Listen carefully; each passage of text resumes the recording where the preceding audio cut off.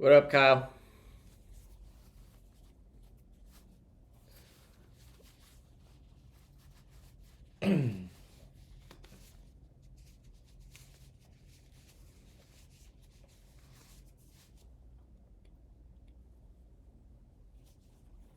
Nice.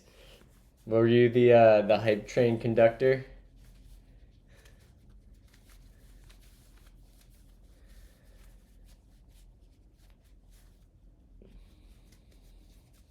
All right, let's generate some AI art for stream today. Let's jump over.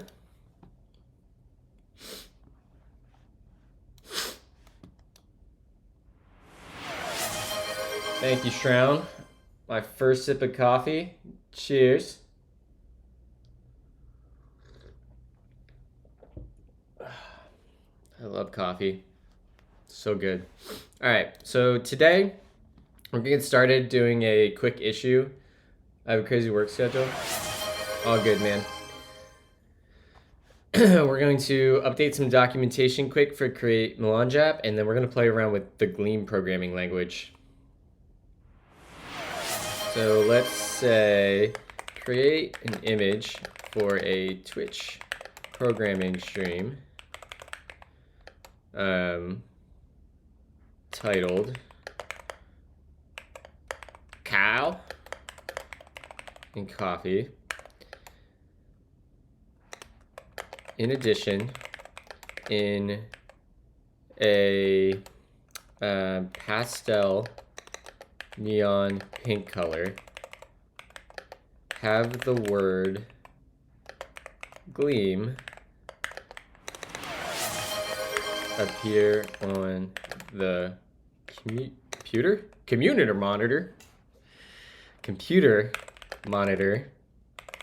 The vibes should be cozy.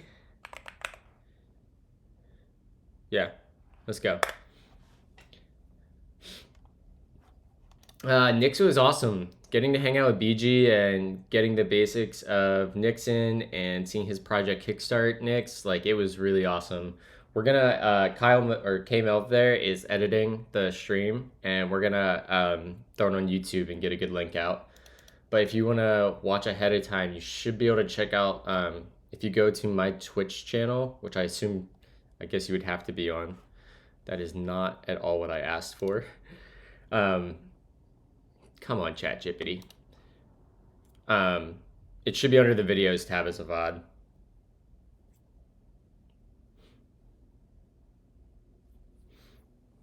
How was your experience, Cherry?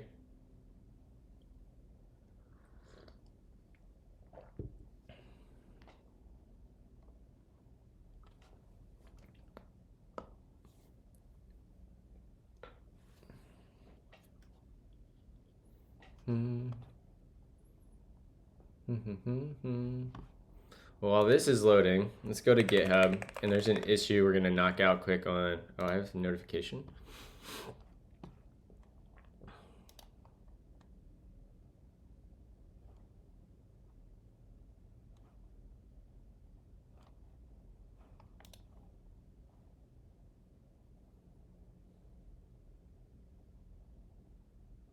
Yeah, I need to. I need to. I don't know what overlays are yet either. We just got like the utmost basics in last night. All right, so this is gonna be the issue we're tackling this morning. It was good, Nix. It was a lot of fun. BG's awesome.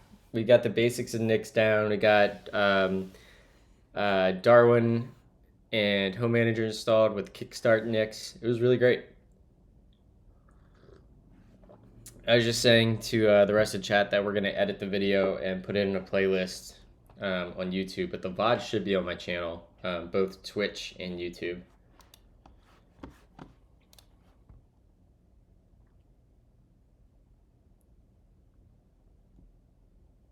Ah, it's so close. They misspelled. Make sure that there are no typos.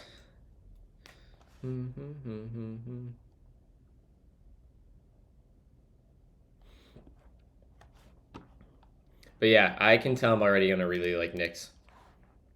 All right, so we want to add a section to the README. And let's we probably want to make can you link to other sections in Markdown? Markdown, link to section.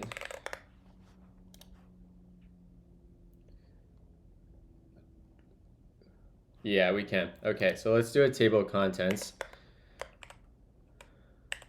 Table of contents. And we'll say, maybe Copilot can get this. Running your application, and then building your application, project layout, and we'll say installing syntax preference packages, and then getting help. And we do something like, we'll start a macro, we'll go to Word, and we say that, and we jump to the end of the line, do that, and we go back, and we say yank in there to the end of the line, that, paste,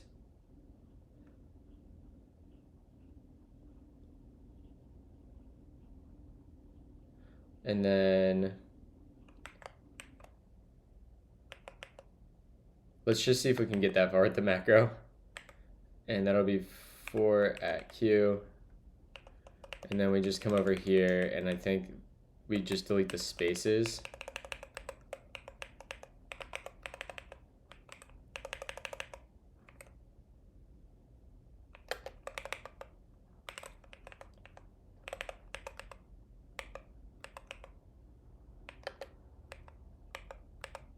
Something like this. Maybe. Hi, Sabine. How are you? So let's go jump down to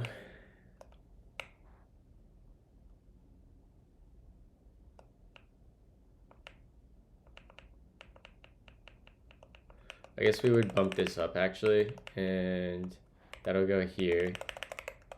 And this will be getting started instead.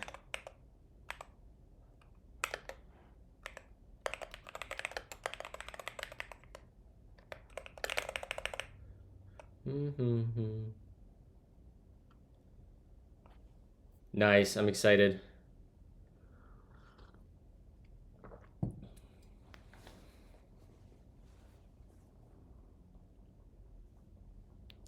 Chat, I am super nervous. I have my first interview in a while this morning.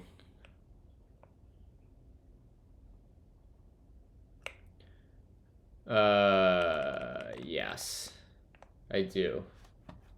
Yeah, good luck.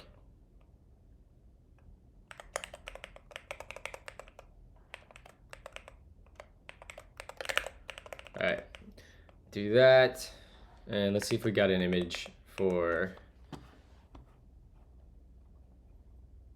All right, I'm gonna make this a little bit more descriptive. Create an image for a Twitch programming stream titled OCaml Coffee. There should be a coffee mug on the desk that clearly says OCaml and coffee. In addition, in pastel neon pink color, the word Gleam should appear on the computer. The vibe should be cozy and warm. Let's try this again. And we'll say rewrite this as a effective Dolly 3 prompt.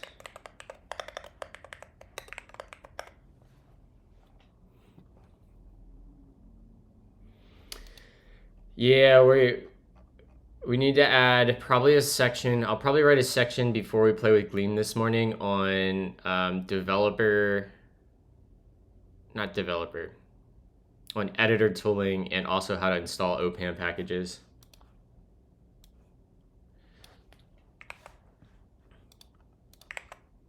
I don't even know if this thing changed.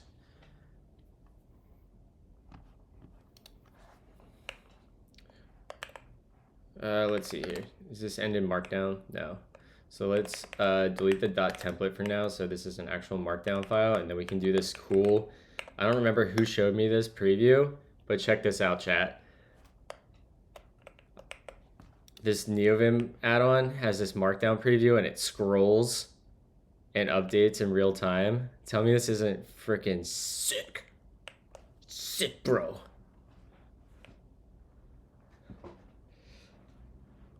Like, tell me that isn't just like thinking about how that has to work, right? There has to be a WebSocket connection that is reporting the position, the line position in the buffer, and probably doing some math in the DOM then once it sends that back to figure out what's in the viewport.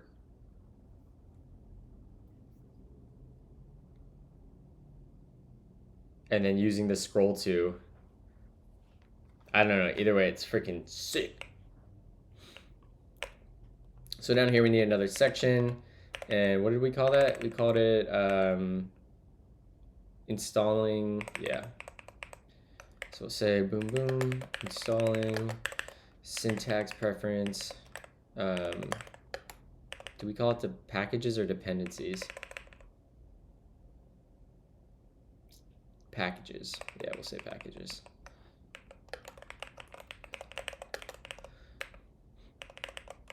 And then we have an issue.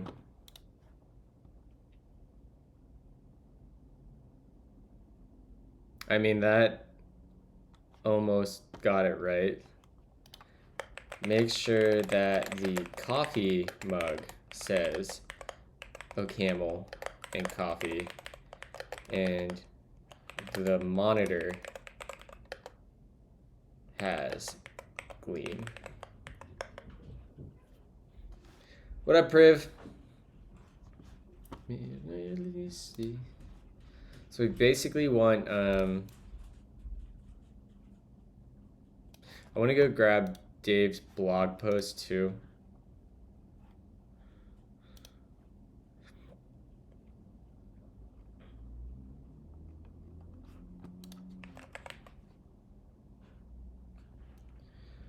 I hate Twitter search. Like, show me the people I follow first.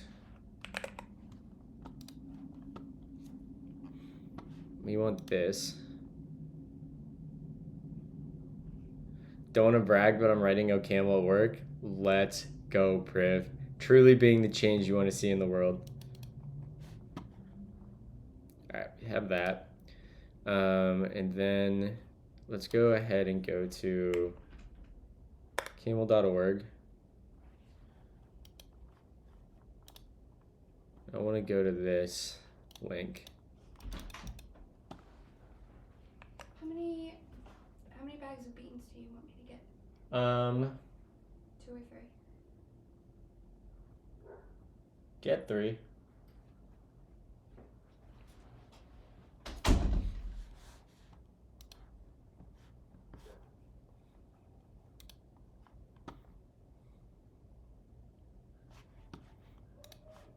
So close. All right, so thank you for the gifts up, Priv. Not acceptable. Sabine now is a subscriber. Nice.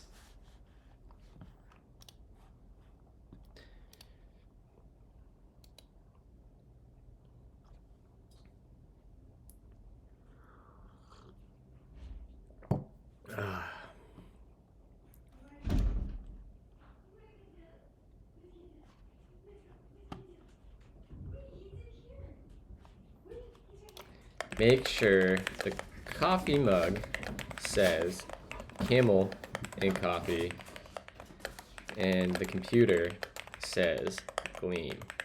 We're gonna get this working. Winnie, no, stop that. Winnie came in to say good morning. What? Winnie came in to say good morning. She got really excited, did a loop, and then started doing this. Winnie, come here. Good morning, honey. Good morning. Good morning, sweet girl. I told you. Go get her. Let's go. Go get your puppy chow. Let's get breakfast. We gotta get I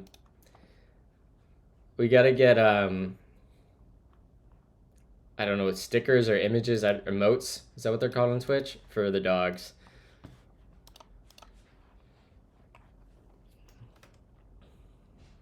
All right, so I have some stuff written already on OCaml. So let's come down here and say installing make a word, and now go in there is easy, comma, but we have to use a separate CLI for the time being.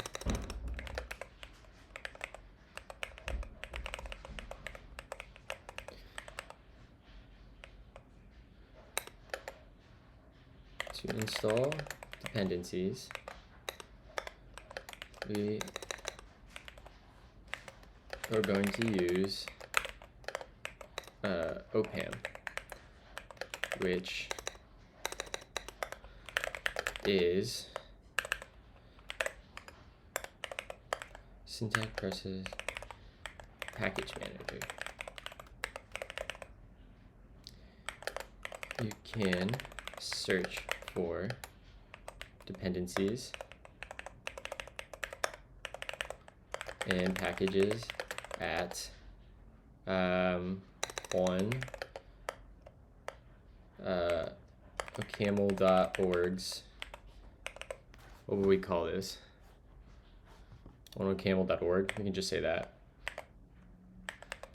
And this will be that.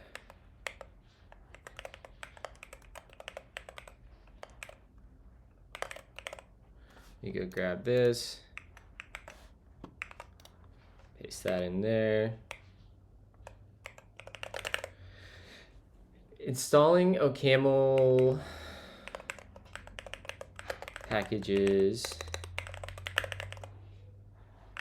is easy.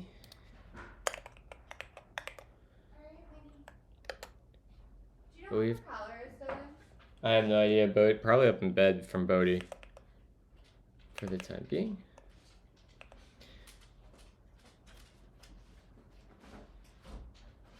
I spy topo. Installing.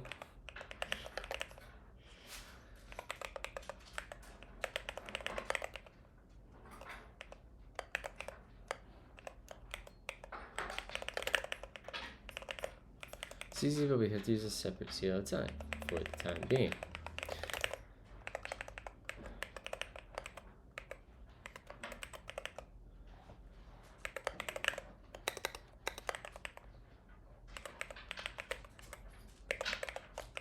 Can you help me find it quick, Dylan? What? Never mind. I'm just gonna use our old one.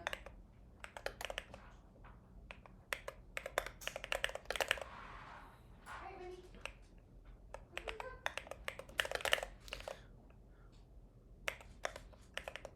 Okay, now this is where I want to link to Dave's blog post potentially. Do these have anchors? No.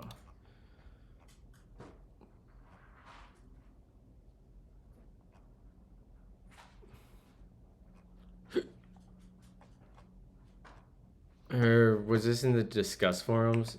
Dave had a great link on how to pick out packages. Where was this? What's possible with melange? Yeah, this is what we want to link to.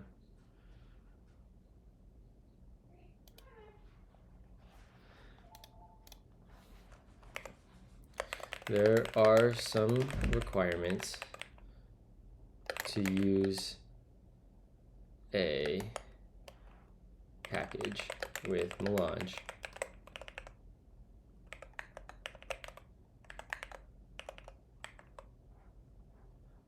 But generally,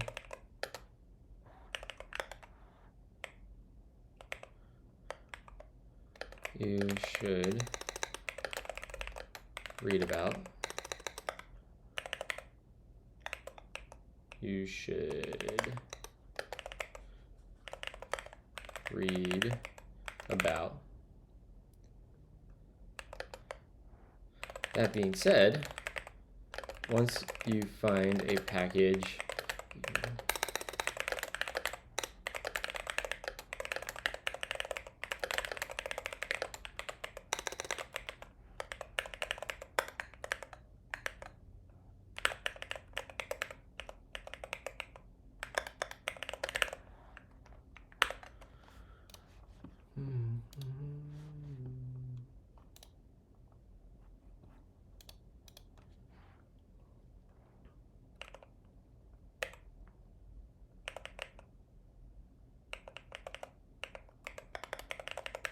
one, add the library to your Dune project.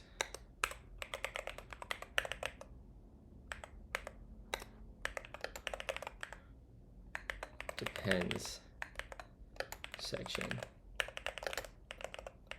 2, make sure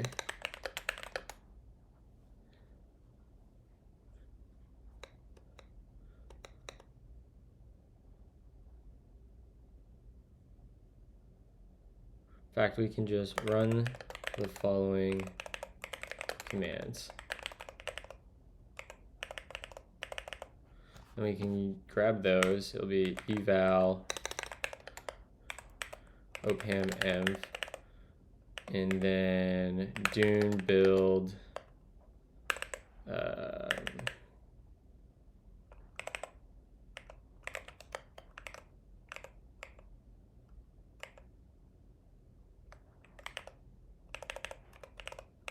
Dune build .opam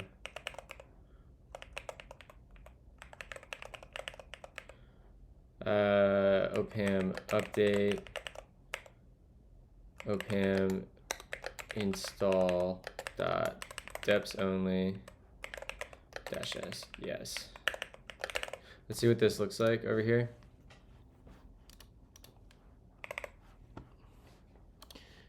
Installing.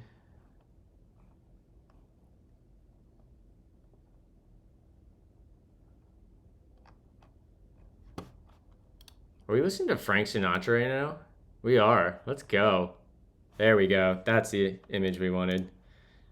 All right, let's go tweet out, and we'll say, I don't want to tweet at Dave. That's not what we wanted.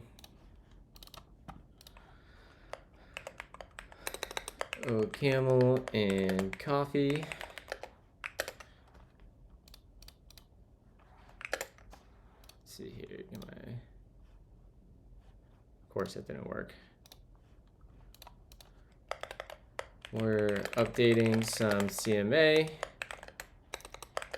docs and publishing a new release, and then learning and playing around with @Gleam.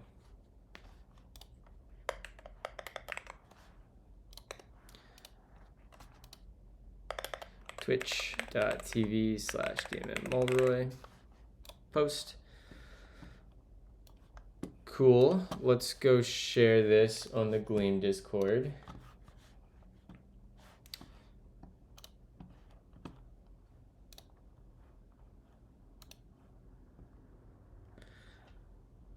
Before installing it as well, it should be covering the same content. Okay, cool. Cool.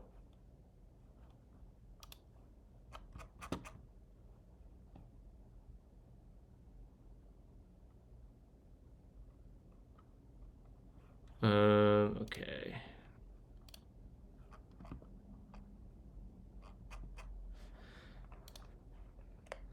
Doing some quick OS.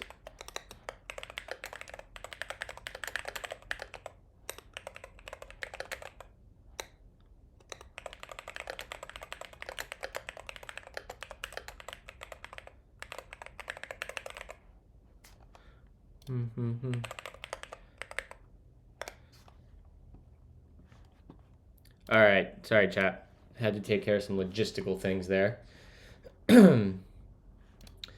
Thank you for pointing out all these typos. Okay, you said there's a typo in OCaml.org. Where did I do that at? Ah, there it is. Thank you for that catch, Sabine. Super appreciate you.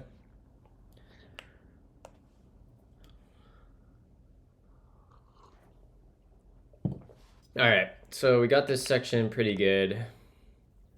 Anyone feel like we're missing anything here for the time being?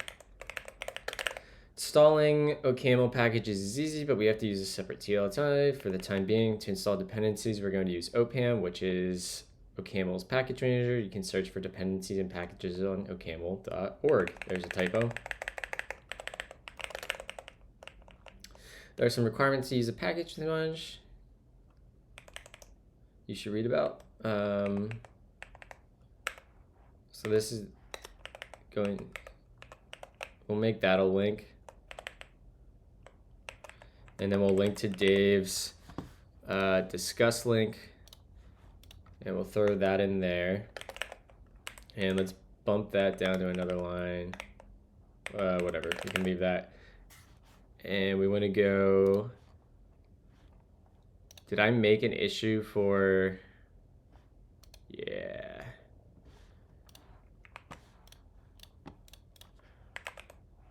Paste that in. All right, let's see if this all rendered correctly. For the time being, that goes to the right spot. That goes to the right spot. And that should hopefully go to the right spot. There we go. Sweet. Okay, I feel good about these docs.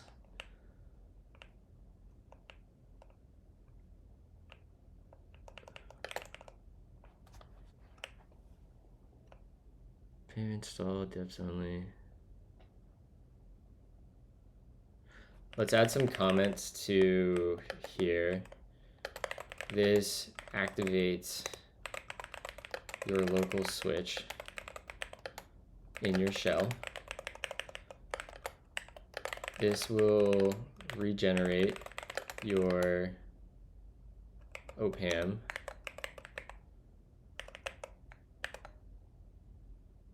No, I didn't. I'll try that in a second. Good call, Nix. So regenerate OPAM file. This will ensure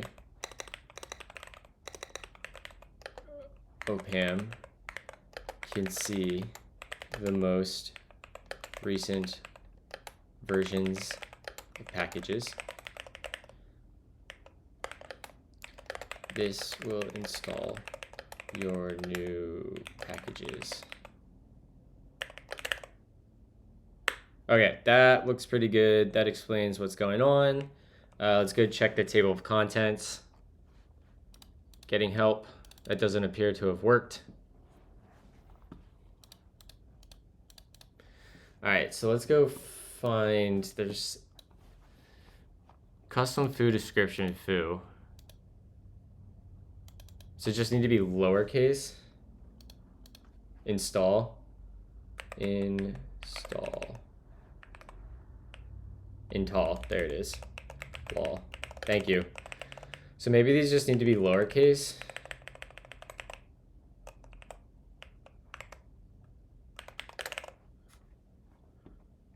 Actually, this would be a better one to test, right?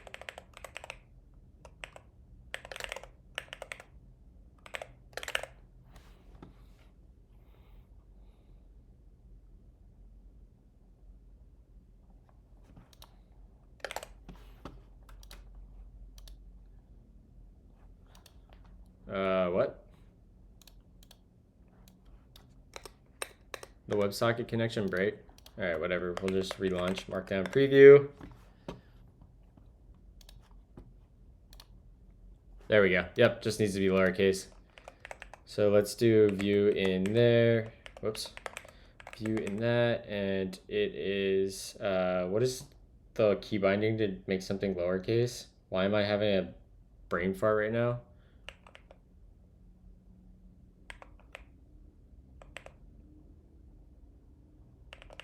I can't even think of it.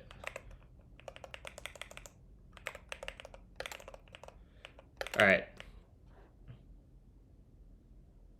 All right, I'm pretty happy with that. So let's right quick and let's jump into our package JSON and bump that version. That'll be 6. And then we gotta, I need to automate this. Actually, I need to update this file to read from the package JSON. All right, and now let's rebuild. So let's do a doing clean and do a doing build. And let's test this.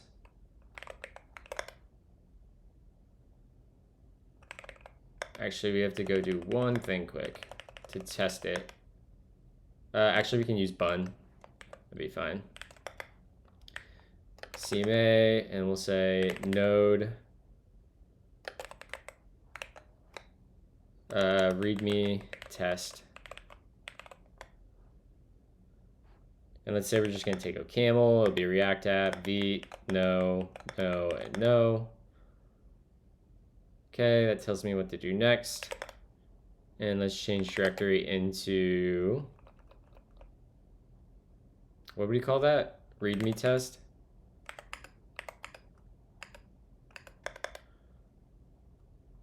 Cat, or let's go vim and open README. Ah, right, we forgot to make it a template. I renamed it in the, right.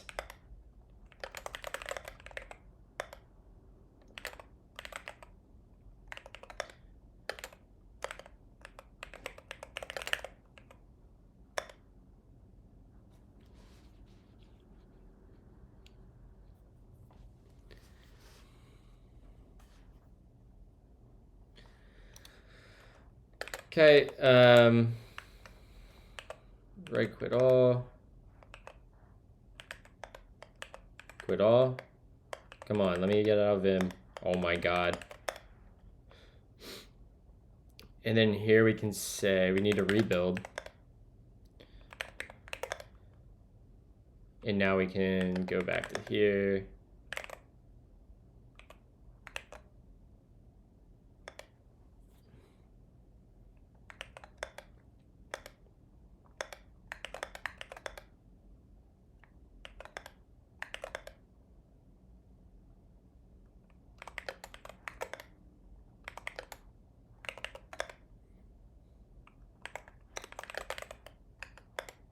There we go. Look at that. We get the language preference filled in. Okay, let's publish this and get started with Gleam.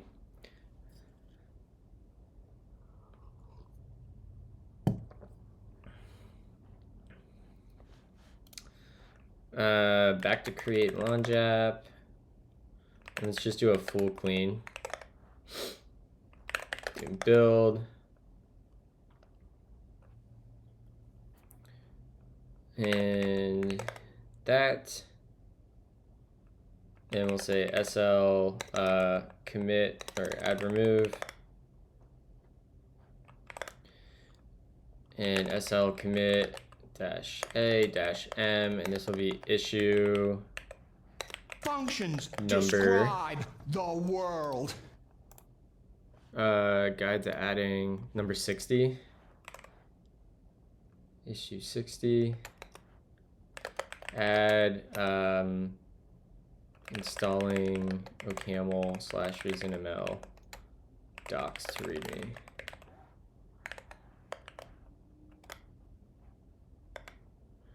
SL push, and npm publish.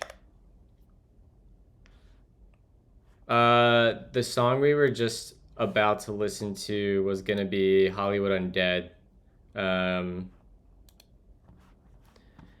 It would have been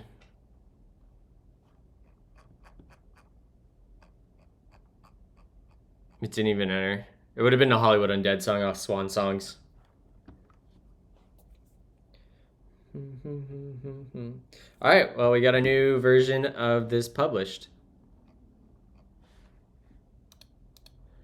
I think. Let's just make sure that code got pushed. Issue number 60. Yep. 1.6. Sweet. So let's go close that issue.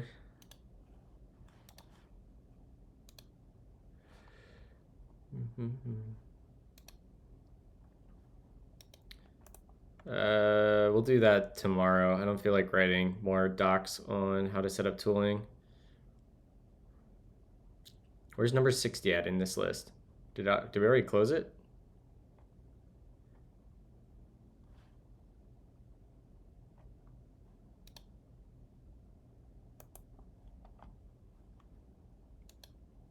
Wait, what? Where is this?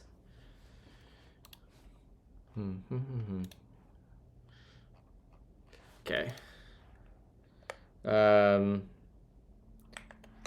Closed by... Why can't I grab this? Copy. Are you serious? Copy, paste. There we go.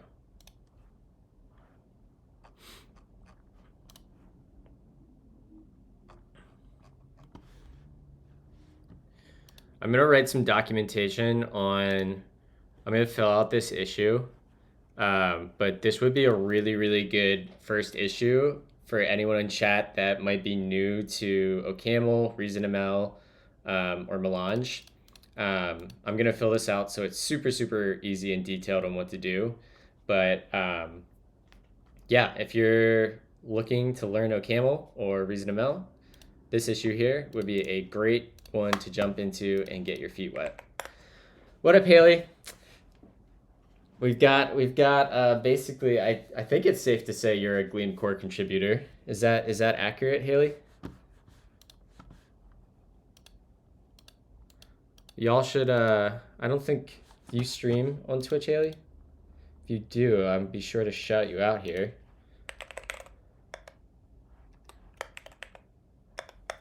Yeah, chat, make sure you go follow Haley. Well, sweet. We've got some extra help in learning this morning. This will be fun. So, and by that I mean I just shit post on Discord all day. I mean that is like really the essence of being a core team member to a open source project. Okay, so I was recommended to start with, let me find this link. Try Gleam. So chat, if y'all want to follow along, hold on, let me turn on Dark Reader so we don't flashbang everybody. We're gonna jump into here. And I'll throw this link in chat if everyone wants to follow along. And we're gonna kind of run through this. Actually, just as a good intro for everyone. So Gleam is a new functional programming language that is built on top of the Erlang VM. It compiles down to, does it compile to Erlang or does it compile to Erlang bytecode? That's a good question I have. Oh, that's fine. Yeah, I'm more than happy to test run stuff and find bugs for y'all. Compiles to Erlang? Okay. And it can also compile to JavaScript, which is part of the reason it really got my attention, you know, specifically because I've been doing so much work on Melange related content. So yeah, we're gonna kind of take a step through this. The syntax is gonna be way more familiar for folks than OCaml. So that's Gonna be cool. So yeah, let's jump through this playground and see what bugs we run into and what the language feels like.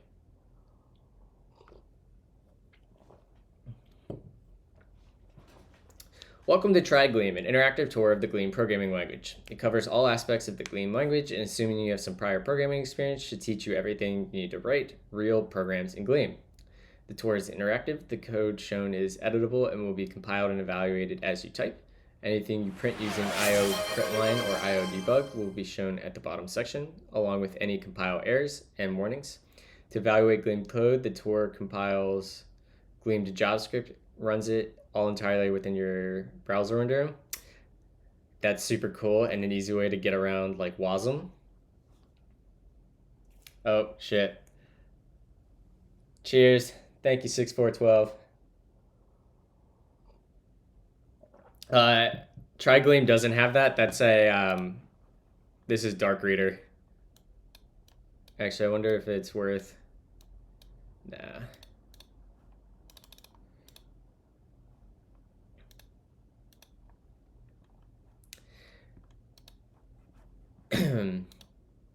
Okay.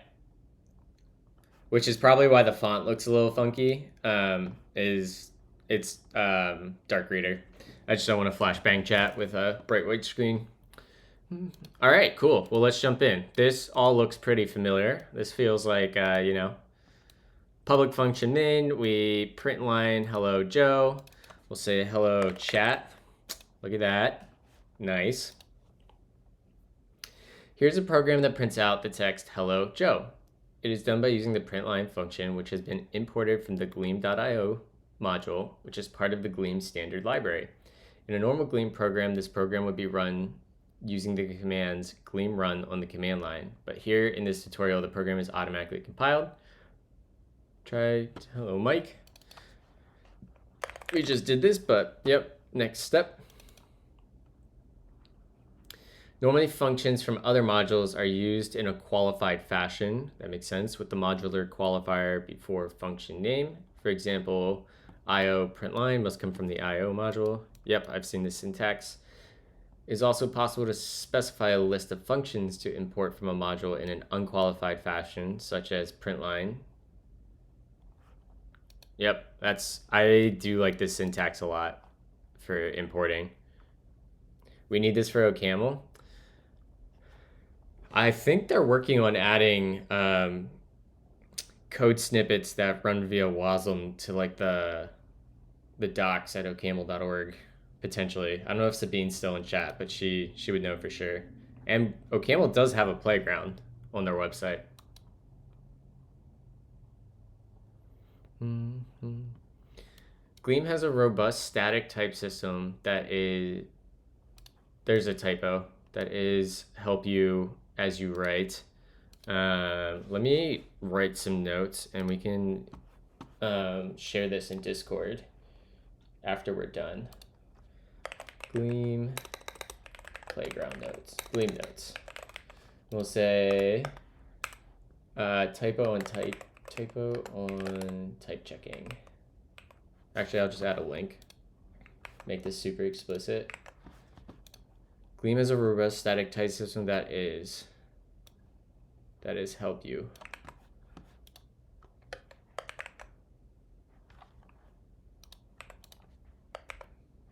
Okay, so you write and edit code, catching mistakes and showing you where to make changes. So chat, this is gonna have a super similar type system to OCaml. It's gonna get basically a bulletproof type inference for us.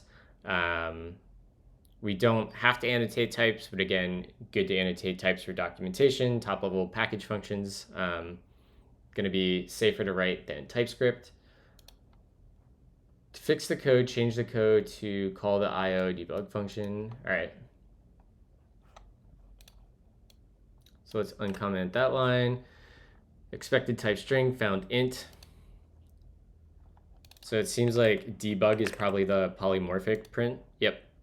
There we go. Gleam has no null, no implicit conversions, no exceptions, and always performs full type checking. If the code compiles, you can be reasonably confident it does not have any inconsistencies that may cause bugs or crashes.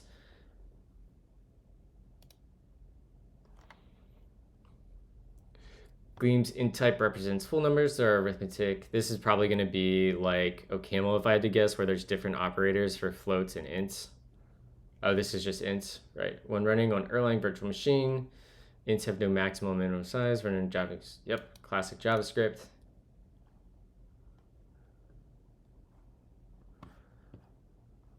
Typical operators, int dot, nice. Gleam's float type represents numbers that are not integers. Ha, I knew it. There it is. Yeah, I'm gonna really like Gleam.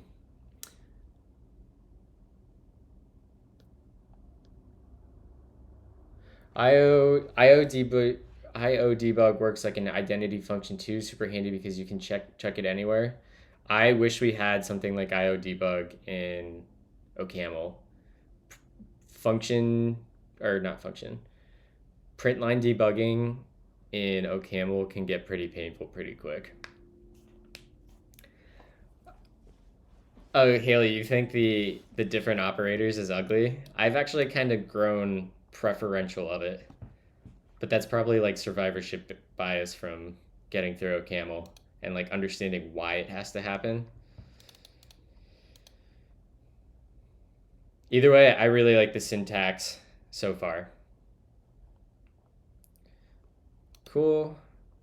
Underscores, nice, love that. I love that JavaScript added this with ES6. Ints can be written in binary, octal, or hexadecimal. Awesome. Floats can be written in scientific notation. Nice. All right, so that's the concat operator. That's going to be different from OCaml. Several escape sequences are supported. Unicode code points. Cool. Hey. We've got Unicode and UTF supported. We get emojis. I'm a Haskell Elm girly at heart, so I just tolerate Gleam syntax. Yeah, I'm kind of in the same boat as, actually, I don't know how to say their name or not. Is it Louis or Lewis? Either way, the creator of Gleam, I had read that the syntax started more akin to looking like OCaml or like ML syntax. And then like immediately after switching to like more of a C style syntax, like a ton of like people latched on, and like partially makes me sad, but at the same time I totally get it. And my whole mission for this year is trying to expose as many TypeScript and JavaScript developers to better type systems as I can, and I think Gleam is an excellent intro for that. Bool is either true or false. Okay, pretty standard. We've got our classic two-string, two ints. Looks like we're gonna snake case things. I wonder if Gleam has opt-in mutability. Is there like a mutable keyword, or is everything always immutable? I'm sure we're gonna find out. Whoops. Variables names can be reserved, but values they reference are immutable. Not changed. That sounds like there is no opt-in mutability. No opt-in immutability? Gotcha. Okay. If a variable is assigned but not used, then Gleam will emit a warning. If a variable is intended to not be used, then the name can be prefixed with an underscore, silencing the warning. So if we remove this, we should probably get a warning. Nice. I love these error messages already. This is already a huge improvement on OCaml's.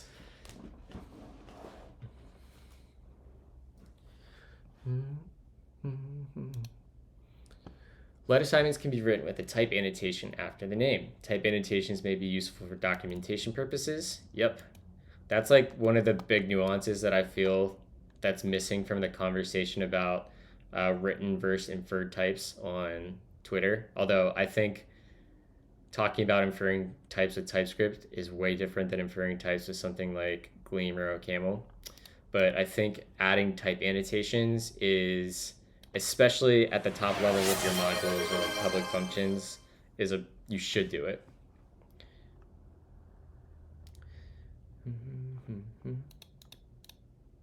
Typically, Gleam code will not have type annotations for assignments. Try changing. Yep, we should get, let's say this is going to be a string. We'll get a type error. Beautiful.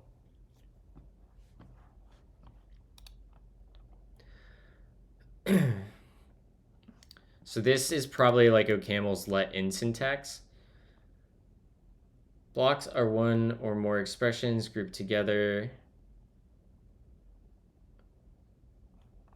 Each expression is evaluated in order, and the value of the last expression is returned. So it looks like we have implicit returns. Any variables assigned within the block can only be used within the block. Okay, yep, that makes sense. This will not compile. That makes sense. Cool. Does that make sense, chat? Why we can't see there's a new scope introduced here, and this doesn't escape that scope?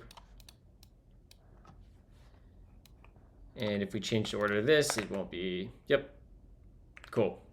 That all makes sense.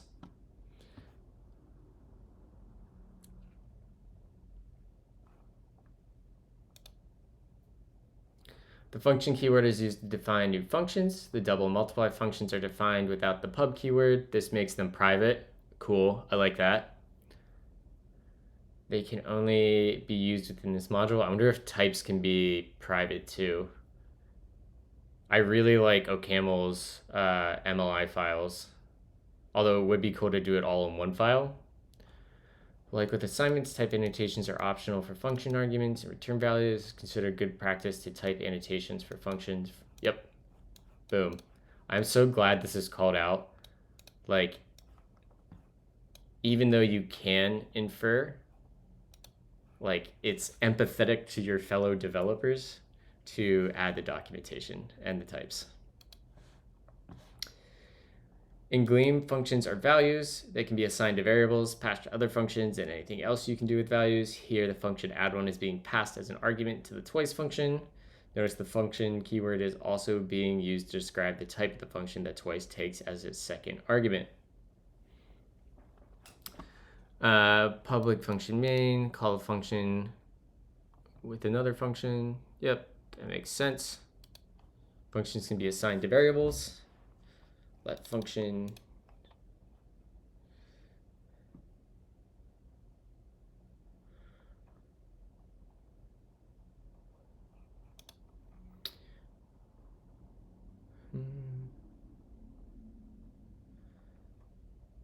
I think it's potentially a little confusing to use the name function here, even though it's not a reserved word.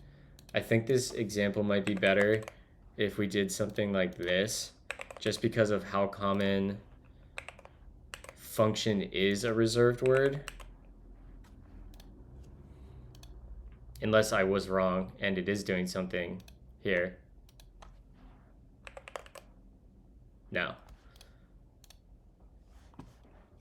So I'd say that's kind of confusing. Using function as a variable binding or /name is a bit confusing because of how common it is used as a reserved word. Twice. So it looks like functions are hoisted then.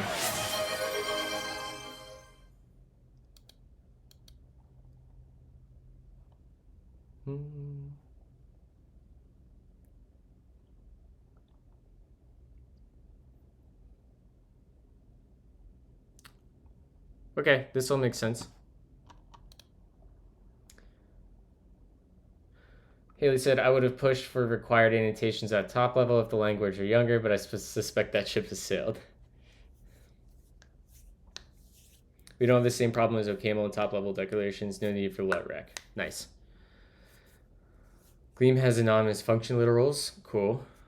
So our anonymous function just is, okay, that makes a lot of sense. Cool. Again, my feedback would be it's kind of confusing using the word function. Gleam has a shorthand syntax for creating anonymous functions that takes one argument and immediately call another function. The anonymous function, that can be written as function. All right, these two statements. So does the underscore effectively cause partial application, it looks like?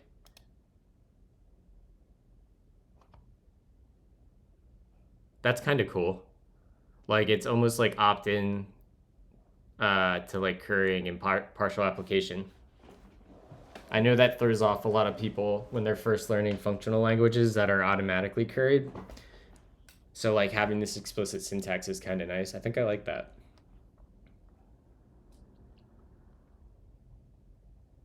Yeah, that's actually pretty nice for teaching that. Up until now, each function has accepted precisely one type for each of its arguments. The twice function, for example, only worked with functions that would take and return ints. This is overly restrictive. It should be possible to use this function with any type, so long as the function and the initial value are compatible. To enable this, Gleam supports generics, also known as parametric polymorphism. This works by, instead of specifying a concrete type, a type variable is used which stands in for whatever specific type is being used when the function is called. These type variables are written, that's a typo. Let's add that to our notes. Typo.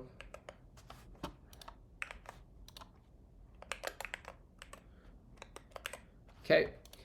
Type variables are not like an any type. They get replaced with a specific type each time the function is called. Try uncommenting twice 10 exclaim to see the compiler error from trying to use a type variable as an int and a string at the same time. All right, so we have a function, an anonymous function that is add1. So we'll take some x plus 1, and exclaim takes its string, and we concat exclamation point. So we uncomment this, probably gonna say we expected string. Cool.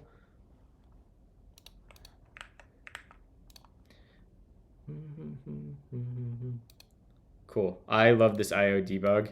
That's all I want in OCaml. I just want this exact thing.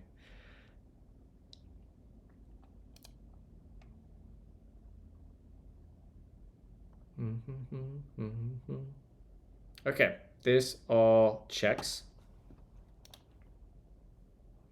It's common to want to call a series of functions. We got our lovely pipe operator, and I think if I remember reading that Gleam is data first. Gleam's pipe operator helps with this problem. The pipe operator takes the result of the expression on its left and passes it as an argument to the function on its right. String.drop left. Cool. That all makes sense.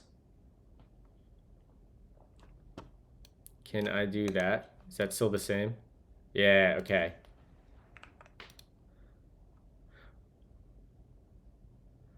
So is the underscore operator optional then? But the pipe is smart. It can pipe last for curried functions if the types line up. Which I assume is what's happening. Well, no. Is that what's happening right here?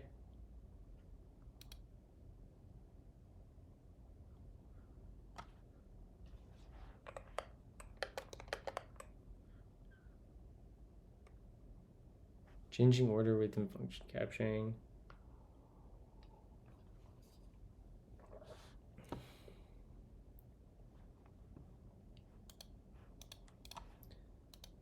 Then a capture can be used to insert. Oh, I see.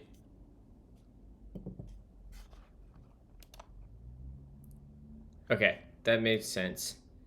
Actually, I want to try something quick. If I get rid of that, okay.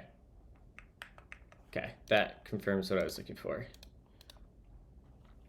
When functions take several arguments, it can be difficult to remember what the arguments are and what order they are expected in. To help with this, Gleam supports labeled arguments, where function arguments are given an external label in addition to their internal name. These labels are written before the argument name in the function definition. When labeled arguments are used, the order of the arguments does not matter, but all unlabeled arguments must come before labeled arguments. There's no performance cost to using labeled arguments. It does not allocate a dictionary or perform any other runtime work. Nice. So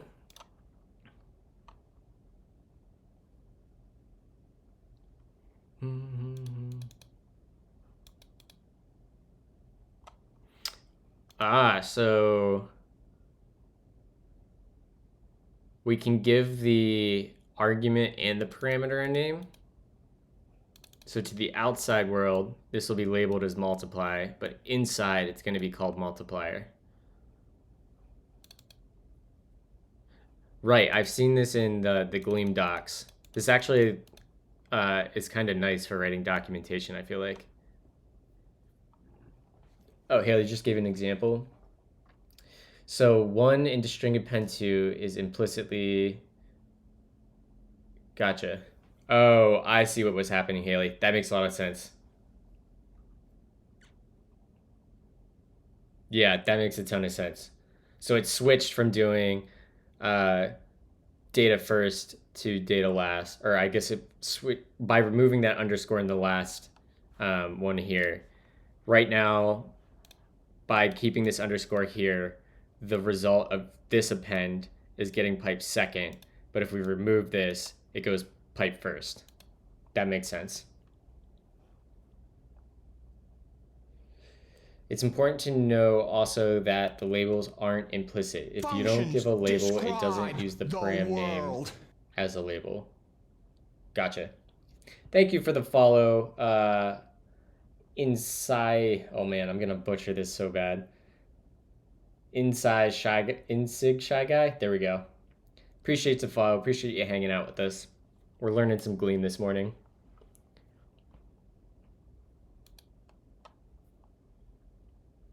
Lists are ordered collections of value. Did I just skip something? No, that's what we were looking at.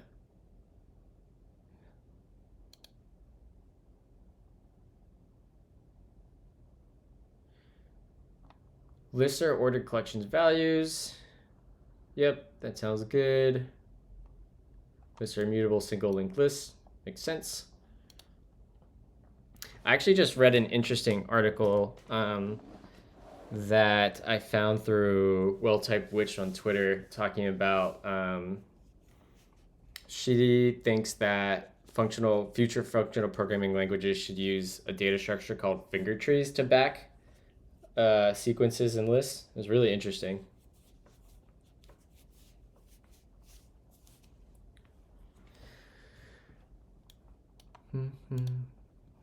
Counting the length of a list or getting elements from other positions of the list is expensive and rarely done. It is rare to write algorithms that index into sequences in Gleam, but when they are written, a list is not the right choice of data structure. Checks out because it's a linked list. Oh, I kind of like that spread. This is going to be upset because it's a string. Yep. Oh my gosh, these error messages are so nice.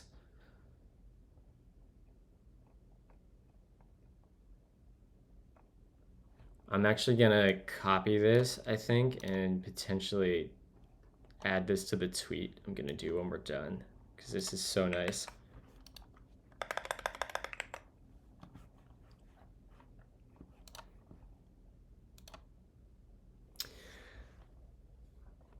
Gleam list standard library module contains functions for working with lists. A Gleam program will likely make heavy use of this module. Yep, classic list functions.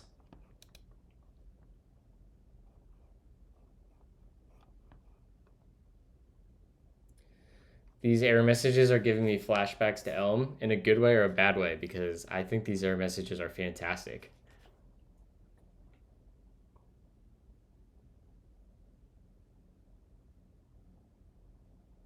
Cool. Yeah, I would totally take this as a compliment. I think these error messages are fantastic. Patterns and case expressions can also assign variables when a variable name is used in a pattern. Hold on, I need to turn down the music in my headphones. And I want to get some less poppy music while I'm doing this.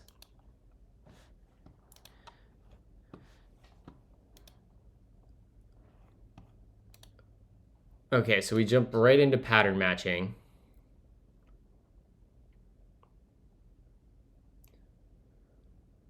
So I think a piece of feedback I would have here is that we jump into pattern matching without explaining the syntax.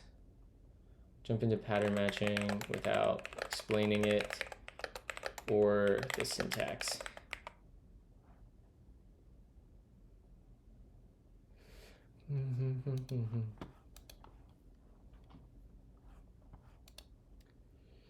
So we're saying we're gonna match on the result of int.random to 0 to 5. I don't know if that's inclusive or not. Cool. That all makes sense. Although, what are we saying? Expected one argument got 2. I wonder if that's a bug. Let's see here. Int.random. Hi, Bunny. Welcome to chat and stream. Appreciate you hanging out. Int.random on case expressions has an error with has a potential unintended error.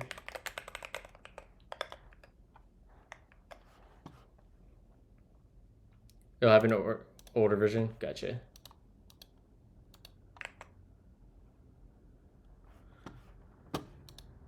So let's just, cool.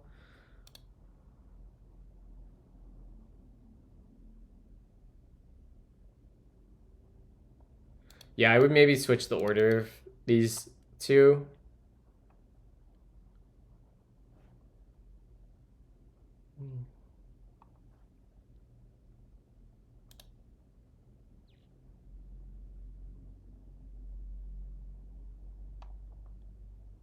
Oh, that's interesting.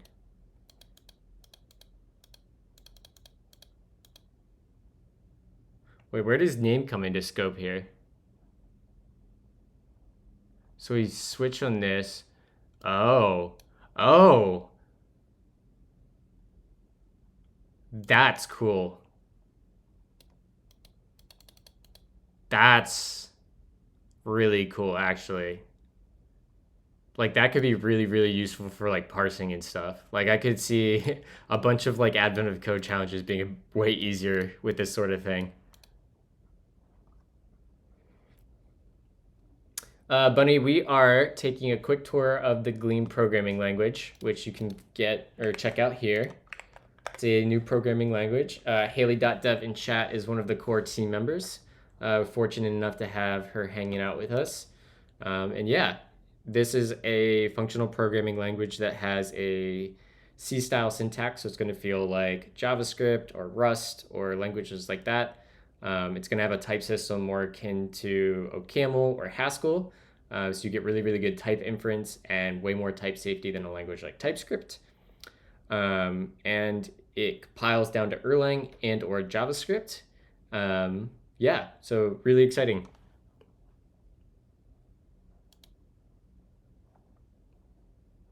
So we can match on lists. Cool. Empty list, list of one. So could I assign this to like another variable, and this would be like tail? Like would head tail be? Yeah, get out of here.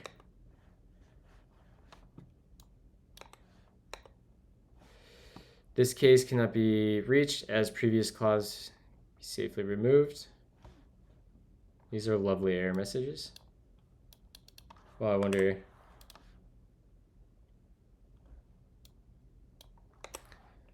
You need to write dot dot tail? Okay. Gotcha.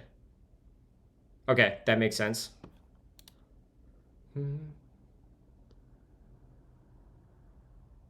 Okay, this is what you were saying, that we don't need the recursive keyword.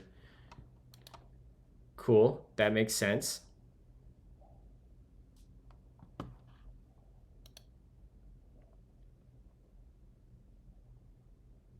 Switching on two values makes sense.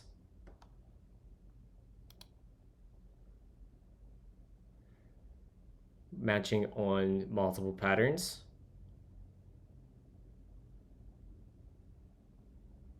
Okay. As operator. Nice.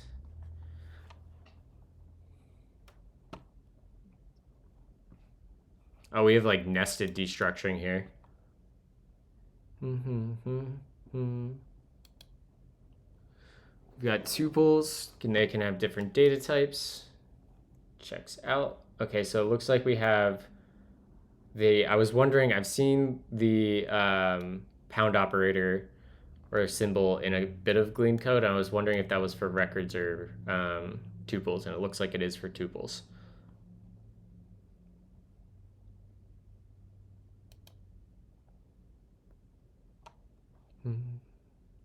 Okay, so we get into defining our first type here.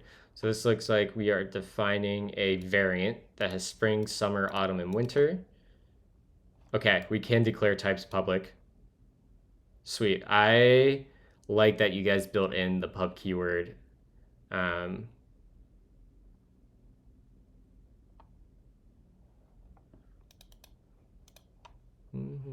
this is effectively nice. I love this.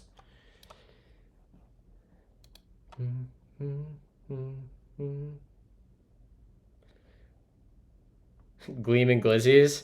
Yeah, let me go get my my hot dog rotator, and we'll do Gleam and glizzies every morning. Could you imagine that? Ugh.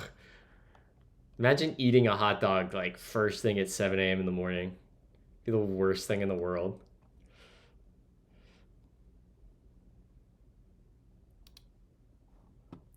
Variants of a record can hold. Oh, this is interesting. Okay, so now this is a constructor with data. So we have a type that is a school person, and we have a variant member that's a teacher. And a teacher carries a name and a subject, and a student just has a string, which I assume is the name. Yep. Okay, I like this. And I assume we can pattern match on our type and pull out the data. Oh, this is so nice. God. Honestly, io.debug. People that haven't worked in really pure functional programming languages have no idea how nice this is. What up, GlitchBite? Thank you for the raid, buddy. How was your stream this morning? Chat, make sure you go follow GlitchBite. They stream OCaml content in the mornings alongside me. What up, Coffee and Coding?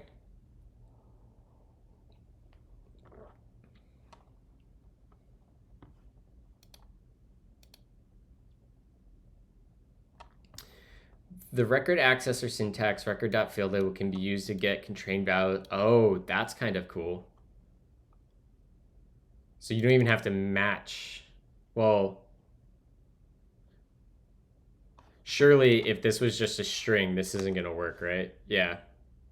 So in order to use this, oh, I should have just kept reading because they talk about this. The name field is in the first position and has type string for all variants, so it can be accessed. Does it have to be in the first position?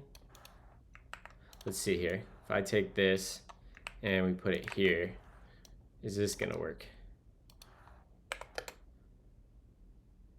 It does not. Okay, so order matters. The subject field, yep, that makes sense.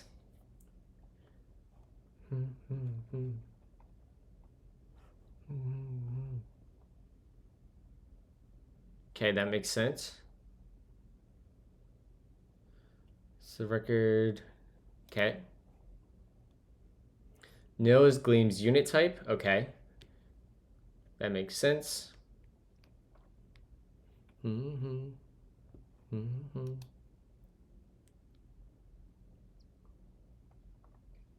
Oh, this is what Leo's been working on, writing a PPX for in OCaml.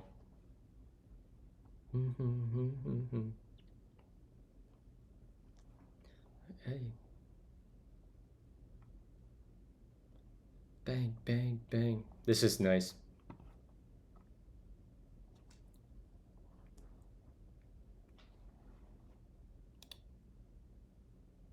So we got comments. So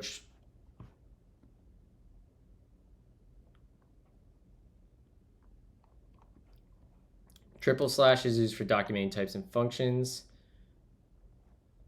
Quadruple slash is used for documenting the module. Okay, that makes sense. Okay, looks like we got to the end of this. So let's dive into getting set up in NeoVim and then exorcism. So I think I already have the LSP installed, but let's find out. Lua, where's that? Plugins, LSP, yep. All right, so we don't automatically install Gleam because we're gonna use the binary, which let's make sure I have Gleam installed. I think I did this let's find out here. Gleam -- version, yep. I think that's the most recent version of Gleam. Let's go to get started. Install Gleam. I think I have all of this installed already. And I think I have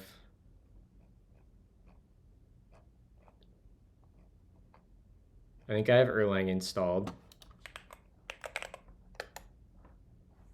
How do I test this?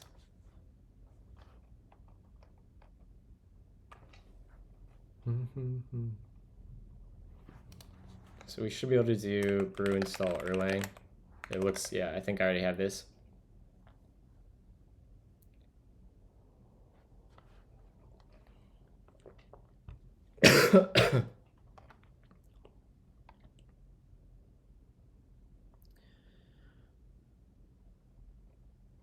Okay. Yeah. Cool.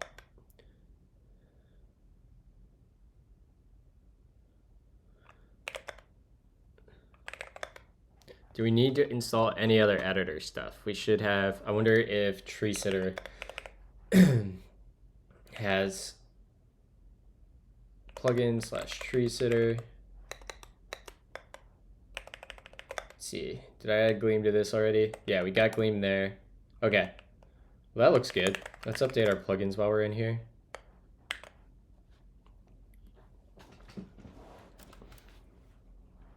I'm pretty sure Exorcism has a CLI that we can use rather than doing it in the browser, but we'll check that in a second. All right. Any important updates here? Tree Sitter, we've got updates to nothing important. I've hit that bug right there. Okay, cool. So let's quit out of here and let's go to Exorcism.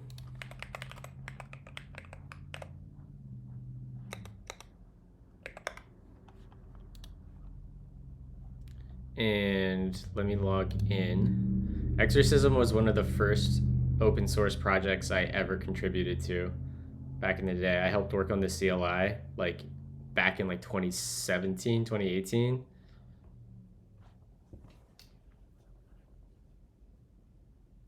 Yeah, Gleam looks and feels a lot like Rust, I think. All right.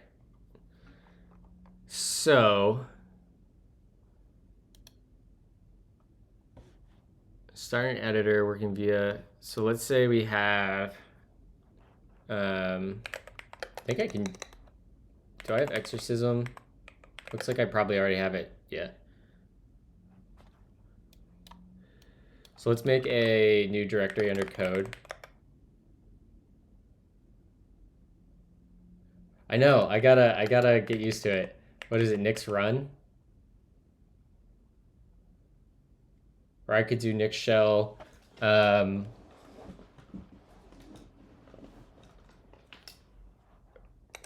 would you do Nix packages exorcism? I'm assuming I could do this.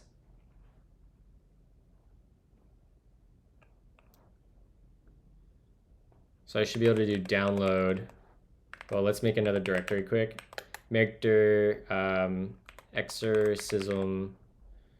We'll call it Gleam exorcism. Well, I just make what? Oh, I must have cloned the actual Gleam repo. Lol. Exorcism Gleam.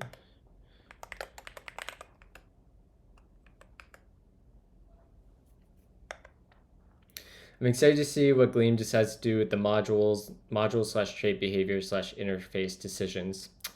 It seems like they're holding steady not to do anything. Although it would be cool to get traits.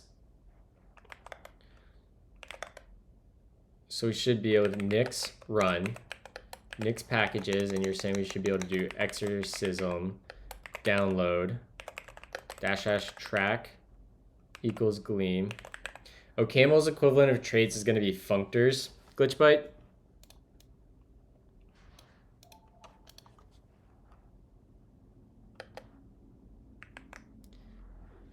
Oh,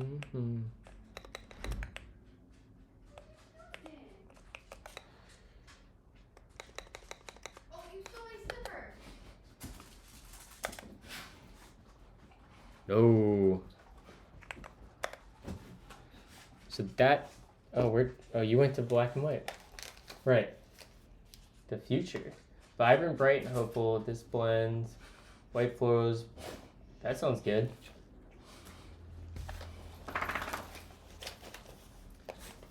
See, black and white coffee should sponsor me, y'all. Tell me this coffee isn't so good.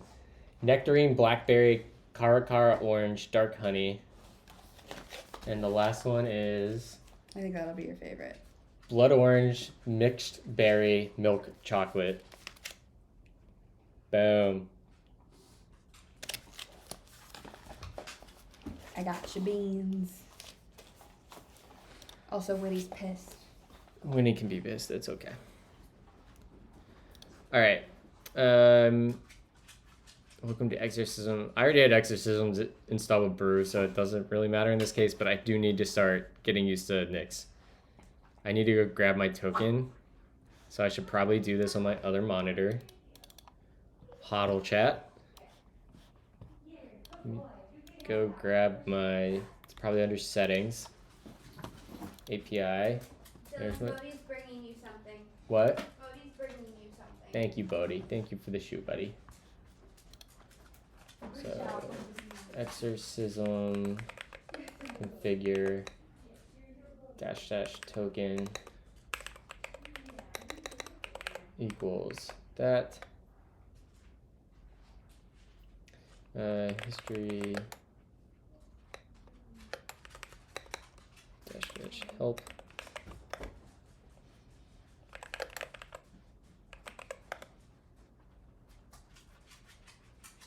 How do I delete my history?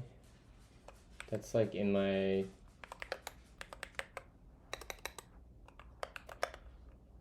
ls-la.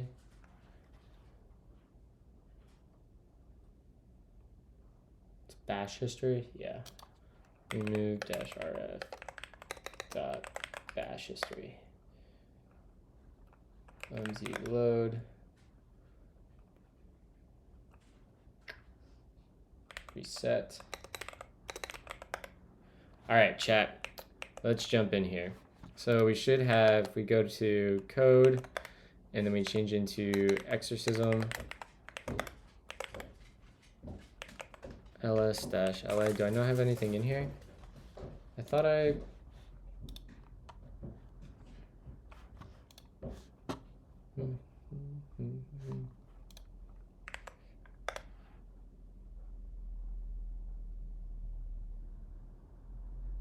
Okay, so that put that in a different place than I was expecting, but that's okay.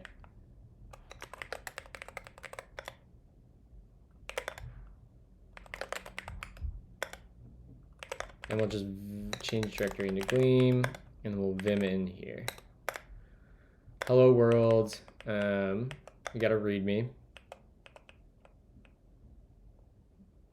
And let's pull up, let's get this back over here. All right.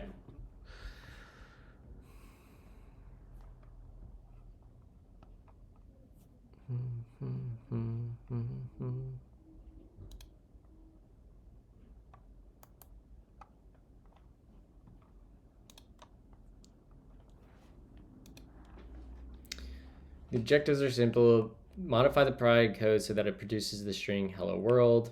Yep, that looks good. Let's jump over here. Source hello Gleam. Goodbye Mars. Just say change in here. Let me make this bigger, chat. There we go. And we'll say hello world. Let's turn off Copilot for this. I don't want any assistance. Write that, and we want to go. Why is my prefix key not working? There we go. Let's make this a bit smaller. How mature is Gleam? I think they're getting pretty close to releasing a 1.0.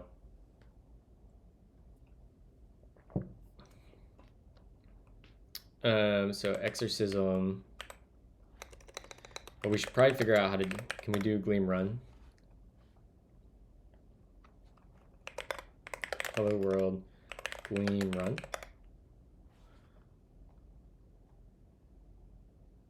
URI at Gleam.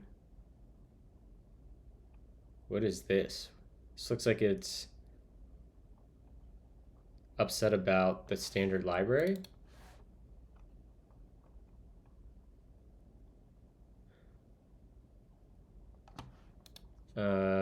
What?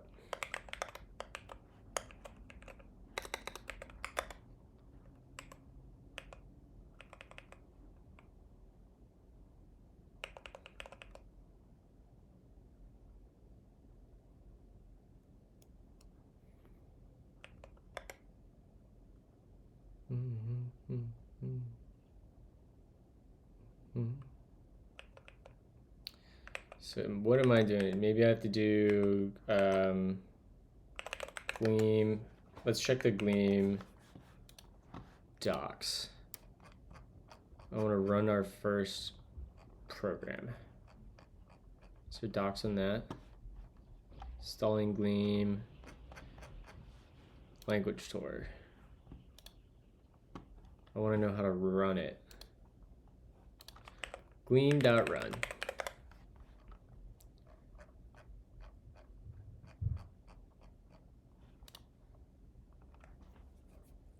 Running a project, yes. Generate, run the program. Gleam run in the terminal. Gleam test. So maybe this is just using an older version of the standard library, which maybe we can update. Is Gleam, man, Gleam dash help.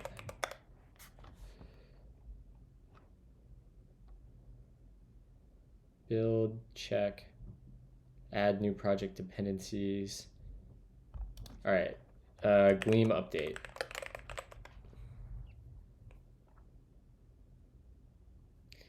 Gleam check.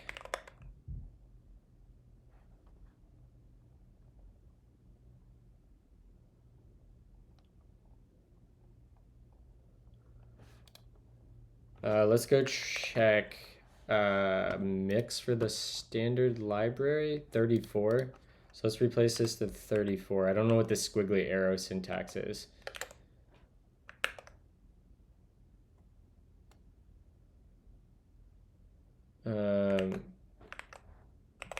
Gleam, can I give it a specific library? Standard lib? No, just Gleam update. Gleam build. Means greater than equal to 32 and less than 1. So it should have pulled in 34.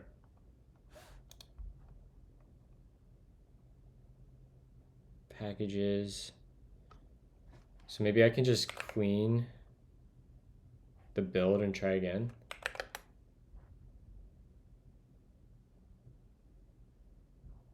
The exorcism runner.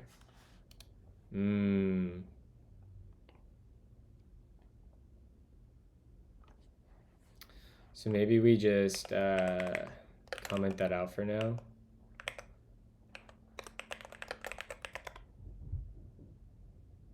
Yeah, that was the problem. Let me add a note to that.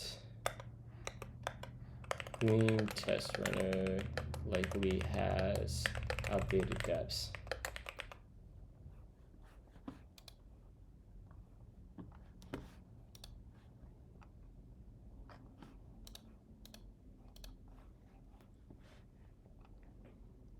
Okay. So if we do Gleam run now. Hello world does not have a main function. Okay, so we need to give it a main. Oh Lord.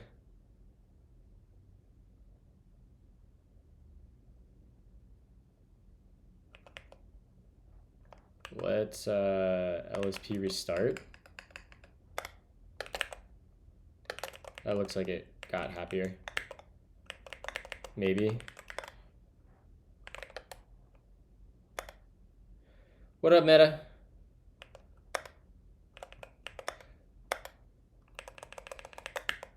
Doesn't look like I have hover docs or my editor is just broken. LSP info. Looks like I'm attached. Does Gleam's LSP just not have hover docs yet or hover types? Yeah, it's not letting me request anything.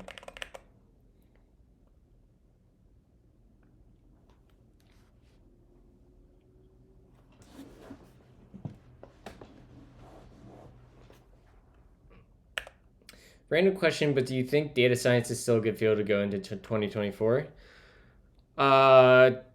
Probably. There's definitely no lack of data that needs analysis.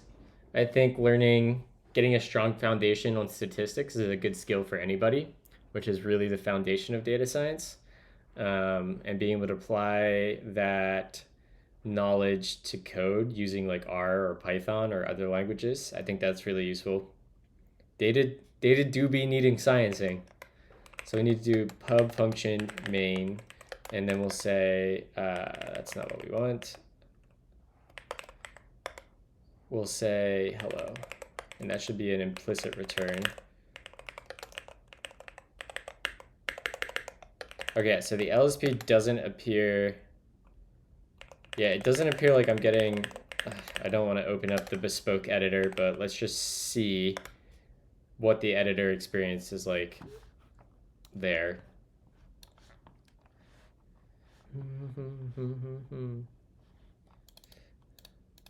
I definitely wasn't writing a lexer and parser in OCaml. Open works folder.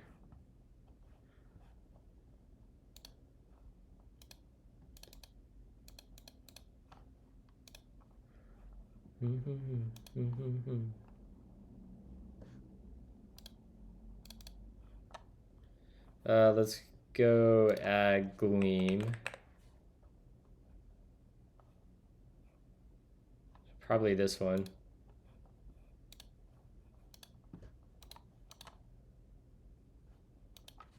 I don't even know. Oh God, I don't have Vim keybinds.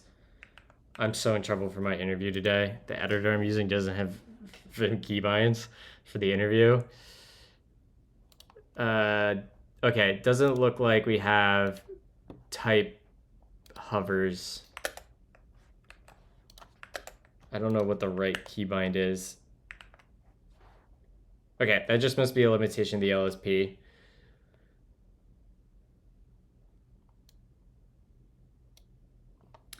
Do you own a system that runs Linux, or are you just full Mac OS?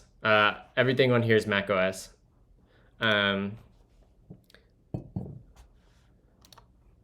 But I'm going to go get my second cup of coffee ready for my interview later. So I'm going to go grind beans, get my AeroPress set up. We'll be right back to keep playing with Gleam Chat. Give me 2 or 3 minutes here.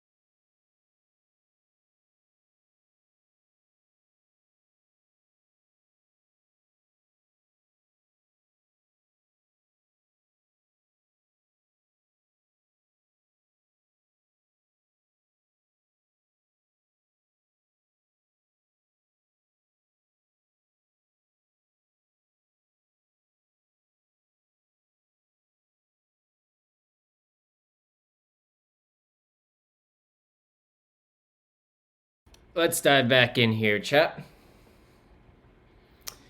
Let's see if the editor on here gives us types. I don't think it does.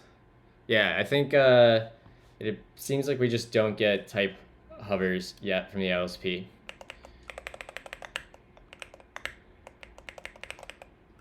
But theoretically, if we run, not npm, geez, Gleam run, hopefully we see import exorcism test runner. Oh.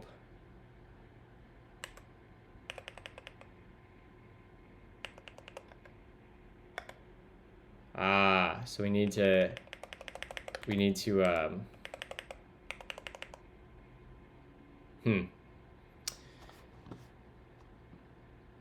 I wonder if we could open up a pull request to Gleam exorcism test runner and bump the version of Gleam so we can do this. Let's go back to our gleam.toml and we'll recomment that. npm, I guess this would be Gleam run.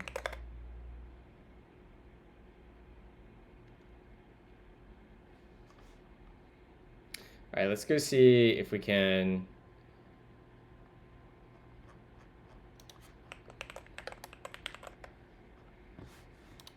exorcism test runner.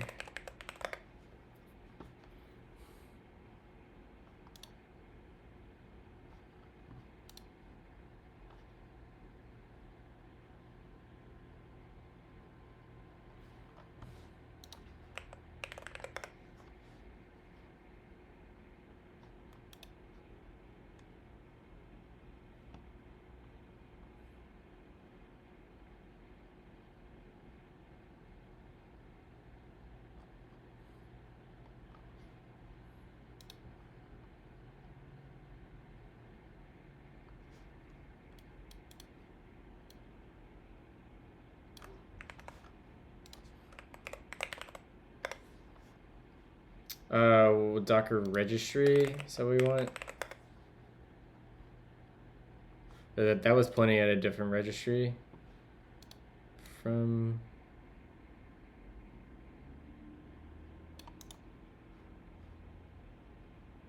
I want to search. Where's my search in Google?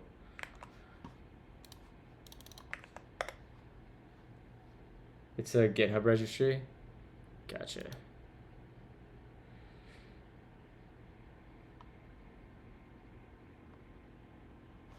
Okay, so it looks like there's nightlies, which probably means there's a stable or a tagged version.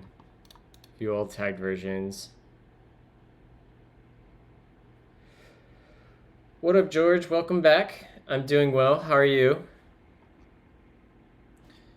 33, and right now they are using 32.2 Erlang Alpine. So let's open up a pull request to bump that. Let's go to code, and let's go grab this repo. Looks like somebody opened an issue. These are really old issues. So let's copy this, and then we're gonna go and say git clone. I'm into Elixir. Wow, Gleam, seriously, you got bit by the Beam hype?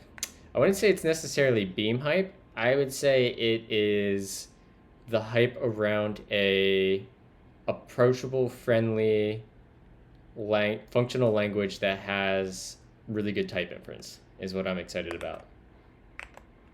The Beam isn't as important to me. I think it's awesome and cool, but I care more about getting people into these types of type systems.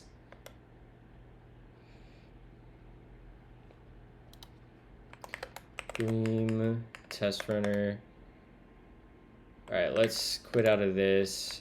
Go to code, into Gleam test runner, vim, go to the Docker file, and this should be 3.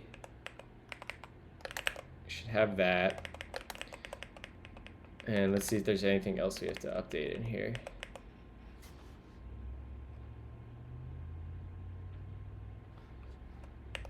Test.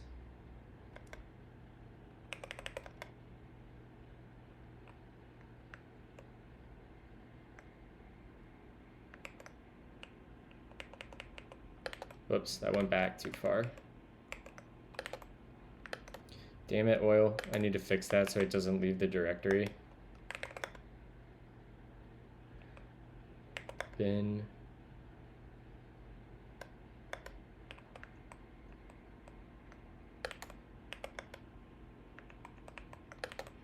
These look like they're probably not super Gleam specific.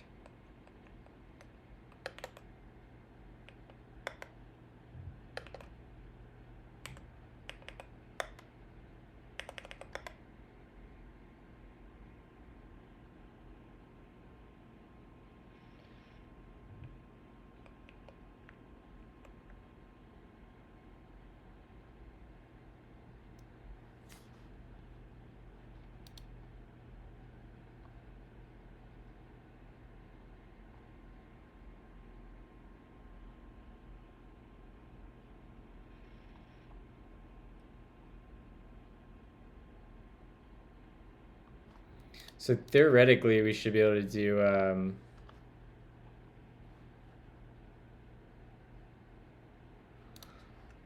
dot slash. Is there a make file in here? Docker file. I think I'm gonna have to look up the. Well, let's see what run in Docker does. Dot slash bin slash run in Docker exercise slug. So I think the exercise slug is going to be, well, just leaked my API token. Whoops. RIP. You guys can participate on Gleam as me, that's okay. Or not Gleam, Exorcism. Back to exercises. Track Gleam.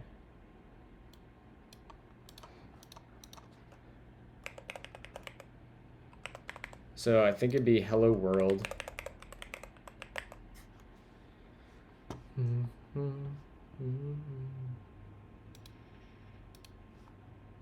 Solution dir will be slash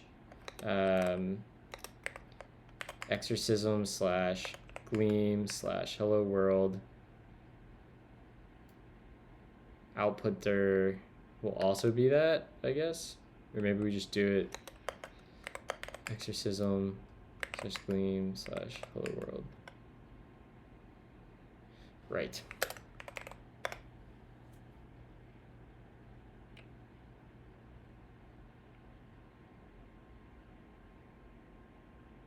Maybe you'll need to bump the Gleam standard. Yeah, I'll go bump those. That's a good idea. So let's go to packages. What is a manifest toml? That must be like a lock file. Yeah. So this will be 34, right? That's what the standard library was on. Yeah, 34. I don't know what Gleam OTP is on. Let's go see if we can find that quick. Gleam underscore OTP. That's on 0.9.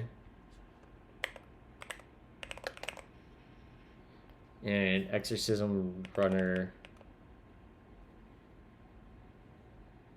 That's gonna need bumped, but I wonder if they. I'll let. Hopefully, people will catch this when I open a PR if I'm missing anything. Runner, Gleam.toml. Gleam standard library will be 34.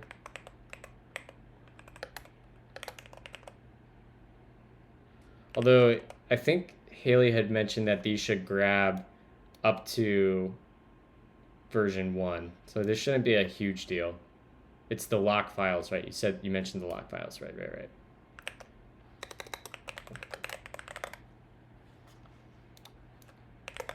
change directory into runner Gleam update.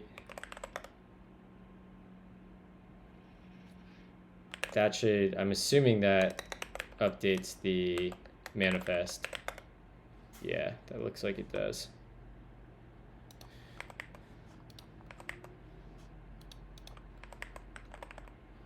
Why can't I type? What is happening? There we go. And we want to go into packages in here, and we want to run Gleam update.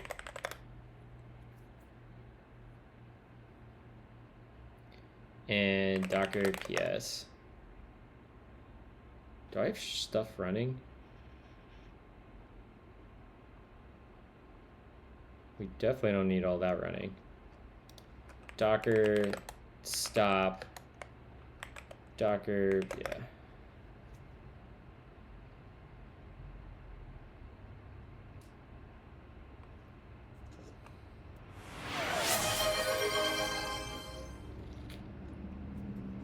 Yeah, I'm really excited for Teach to go full time. I think he's going to make some really good stuff. All right, so let's try that bin command we ran earlier again. We might have to build the Docker image ourselves, but we'll see. Okay, it's going to build the file for us. Failed to solve GHV. I thought we just looked at this. I thought we said it was here.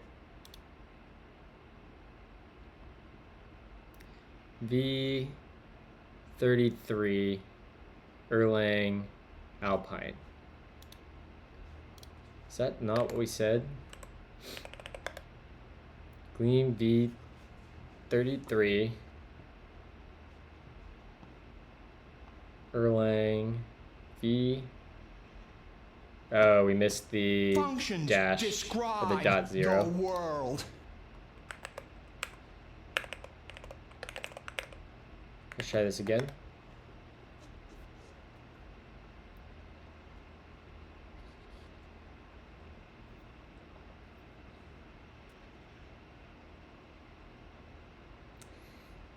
Thank you for hanging out, Michael or Mikhail or Michelle. I don't know. I'm so sorry. I don't know how to say your name. I appreciate you hanging out this morning.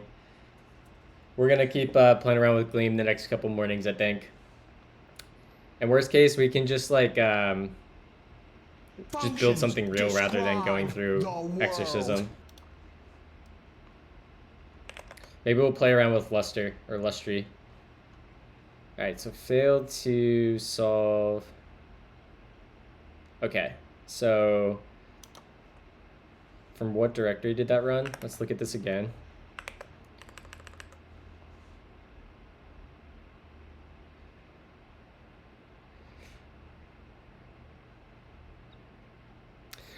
Well, somebody's got to get it updated anyways, so we can start the work on getting this exorcism updated.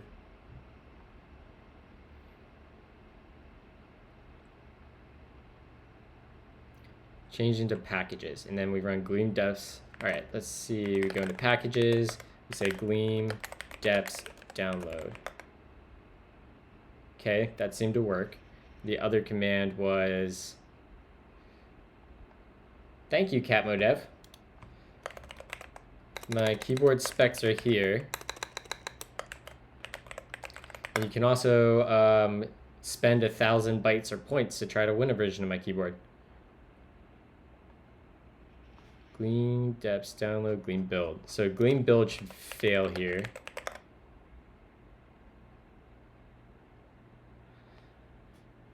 Yep, there we go.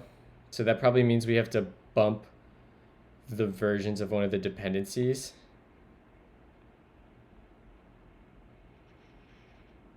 Gap, potentially.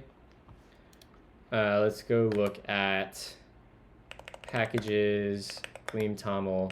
So one of these brings in, let's go grab the most recent version of all these packages to make sure we have them correct. It's possible the test runner itself is giving us the problem here.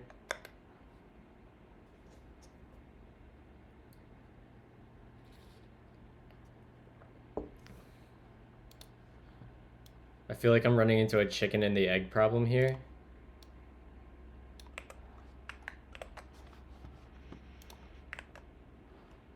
It's gonna be on here.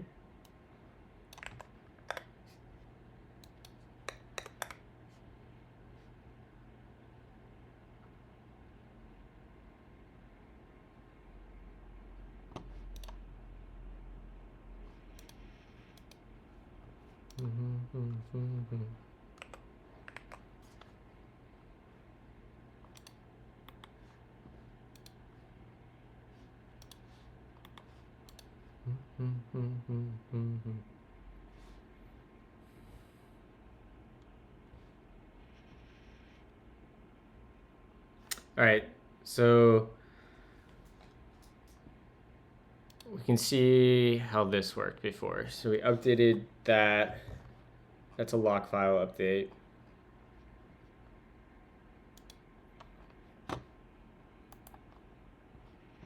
Surely there's like a major version bump. Here we go. Yeah, we can copy what we did for that.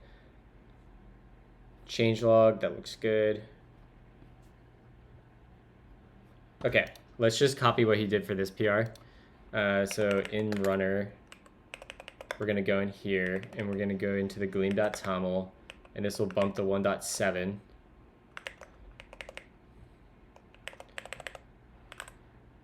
And then we want to grab the most recent versions of all these dependencies.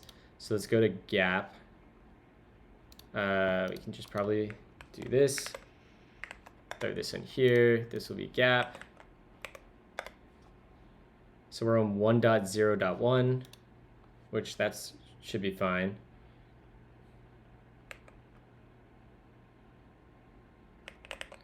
Glance. 0.8.1, so let's just make that 8. And then we'll grab Gleam Erlang. That's on 24. Gleam JSON.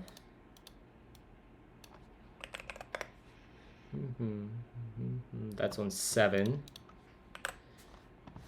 And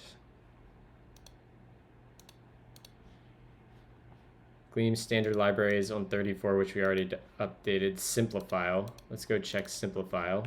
Simplifile. 1.11. Ooh, that's a big jump.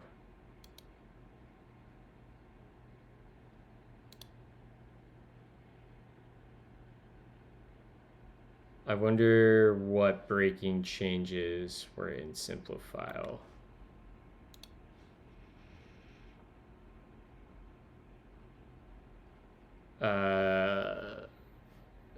Releases, tags, 1.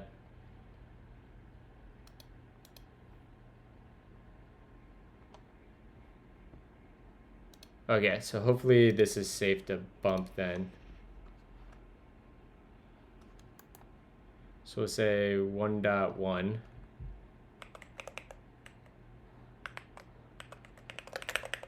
And then Gleam Community Onzi. I really like hex docs a lot. This is on 1.0. So we're on 1.4. 1.4. Dev dependencies. I don't think I deleted dev dependencies from this. Okay, so this should all be updated now. If we go into change directory. All right, where was the PR I was just looking at? So we'll add to the changelog. We'll do that last.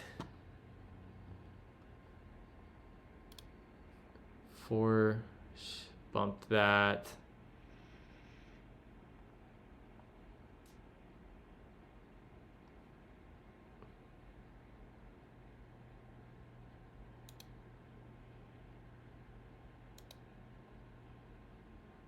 Okay, we might have to update some Gleam code in there, which is fine. All right, so this doesn't look too scary to update. So let's try doing a Docker build again. Or well, it's in here. Is it Gleam update? Or what file is this? Runner. Gleam update. Okay, Gleam build. Okay, so we got a mismatch in gap.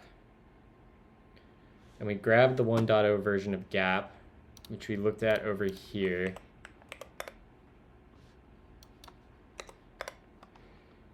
One dot 0.1. Let's make sure our manifest actually updated to grab that. Okay, so in gap, the type of this return value doesn't match the return expected type. And what code is this in?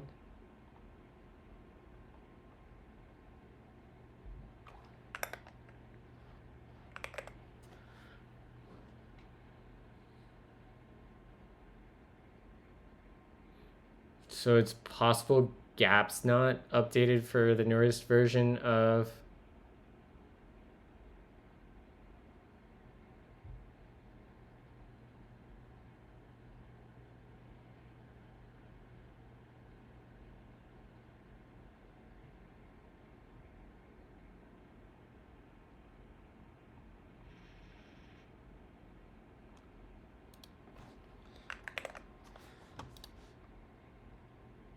if we go and look at the repo here, this was updated 2 months ago, so this probably isn't updated to use the newest version of Gleam, so maybe we open a PR there too.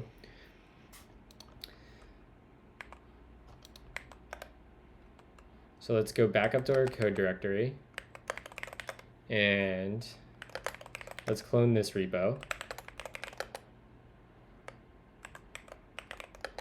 And we'll clone gap.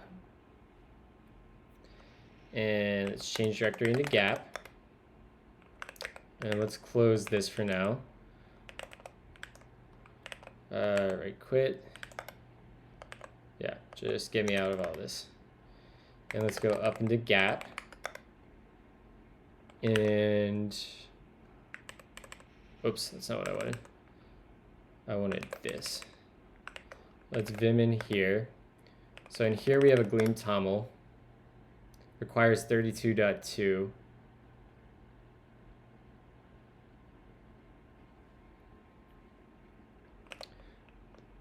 Greater than or equal to 32.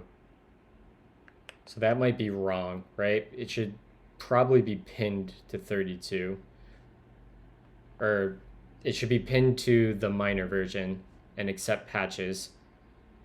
So if we run in here, Gleam update, Gleam deps download, Gleam build. Okay, yeah, so we do have some problems in here. I assume we can do like a --w or -w. --w. Gleam build --help. Do we have a watch mode? Must not have a watch mode yet. Let's just see Gleam --help. No watch? Okay. So then we saw where our, let's go look at where our problems are again. Gleam Gleam build. And that's problem's gonna be in, well, let's just start with all the warnings. Yeah. Well, let's start with the error, right? That's the worst problem. 317.3. Source. And we'll go to line 313. Okay.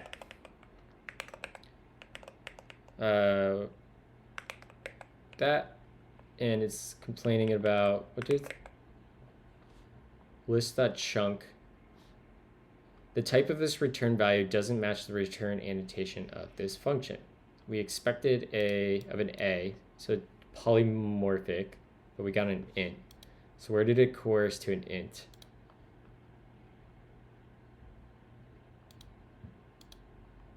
All right, let's scroll up and get more context here. So we have this collect matches thing that takes a tracking, which must be a map of some kind. We get a string, which is a list of A's, an extract function, and we return a segment of type A.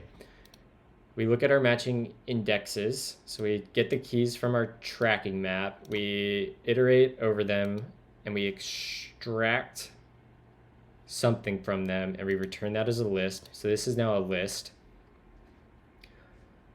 We take our stir. Hey, show me your Vim skills. You're looking at them. List index map. So yeah, we get our index and our item, and then we switch on this. All right, so we set.contains. Okay, set is not a variable, that's a library. That's a little confusing to me. I'm gonna add that as a little note. Package names being lowercase is confusing at first. Easy to mix up with a variable or with a record or the custom type / record.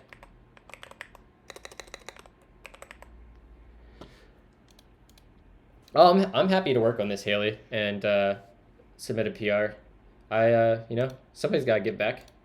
It's open source. Matches. I mean, this is actually right in Gleam, huh? we went from playing around with exorcism to starting to make some contributions to the ecosystem. What could be a better learning experience for learning the language? Listen, I'm not trying to show off. I'm trying to inspire people that, you know, I get a lot of people coming to stream and asking like, oh, how can I get started with open source? And stuff like this is quite honestly the best way to do it. Like if you run into a problem with some of the tools or the libraries you use, like going and helping out the authors of those libraries is like one of the best ways to do it. So we're gonna get some matches here.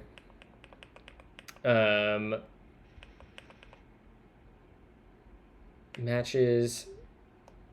We iterate over this list of A's that comes in, and we check if the matching indexes contains the index. Still sounds like showing off. Whatever. The type of this doesn't match the return type of the annotation of this function. So at some point, it must be inferring the index, right? That's my initial gut reaction, is that item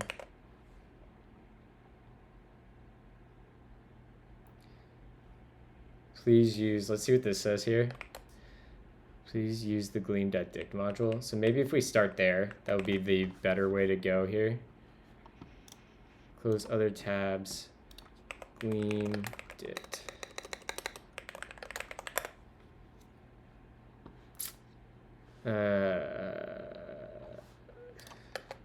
Hex docs. Here we go.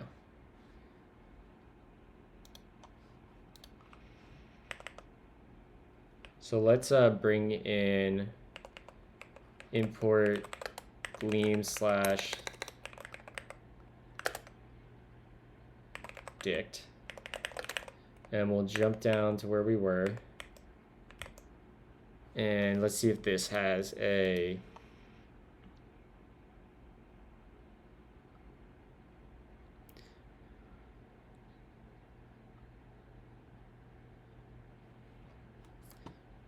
keys. Okay, so we should potentially just be able to replace this with dict.keys. So that got rid of one warning. So we're not exhaustive here. All right, let's just start here.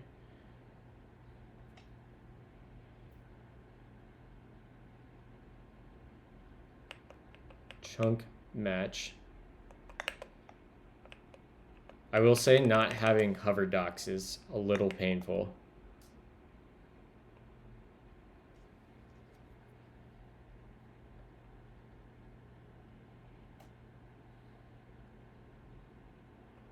So what does list.chunk do?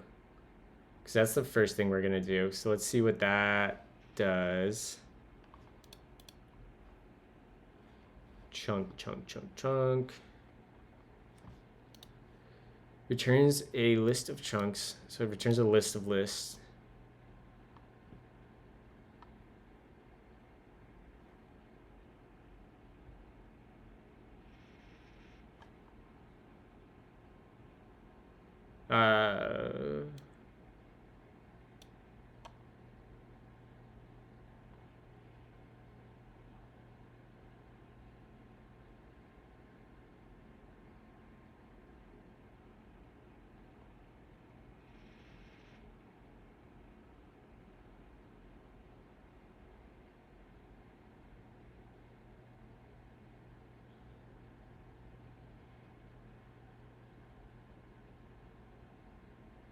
So it must chunk until it hits false, and then when that predicate is true again, like while the predicate's true, it continues chunking, and then once it's false, it starts a new chunk. That must be how that works.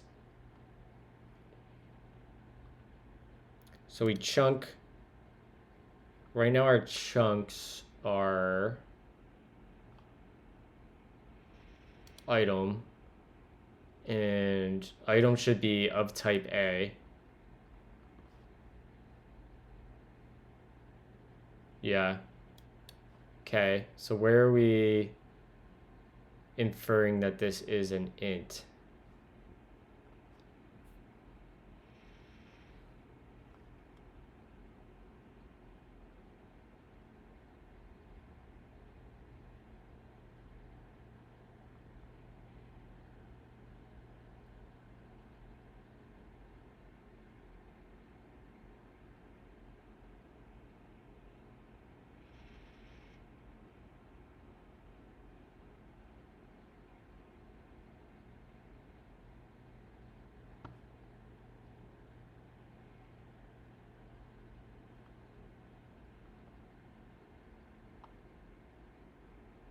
So we're effectively turning this into a list of results, a chunked list of results, right? So right now we have this chunked list where the chunks are matches and no matches of some type A, and we match on match list, or we iterate over each of the chunks. So this is one of our chunks, and we're gonna match on that. And when the first item of the chunk is a match, which means every item of the chunk is a match, we create a new match where we iterate over all of the items of that chunk, and we convert them to OKs of type A or errors of nil. So we have this list, then each chunk is just getting converted to a match or a no match of a list of results. So let's write that as a comment, just so we don't get lost here. This converts our chunked list of results, chunked list of matches, into a list. Hold on, I think I'm getting a phone call.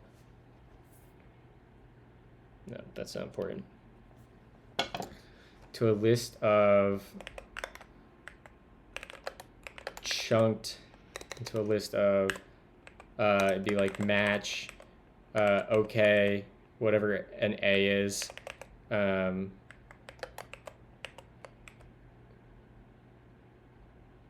Well, this doesn't make sense, does it? Because this should never happen.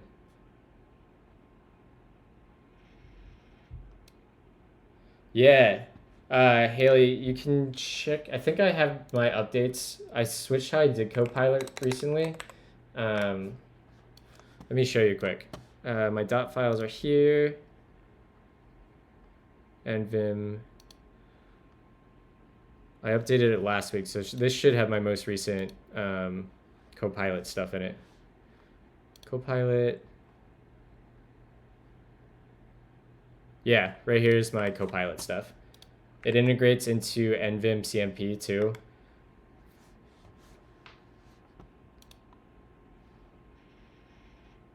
Oh, right. It's going to filter out the no matches. But this shouldn't even be a thing though, right? Like if we, because this is going to chunk it into sub chunks of, so like this will be like match,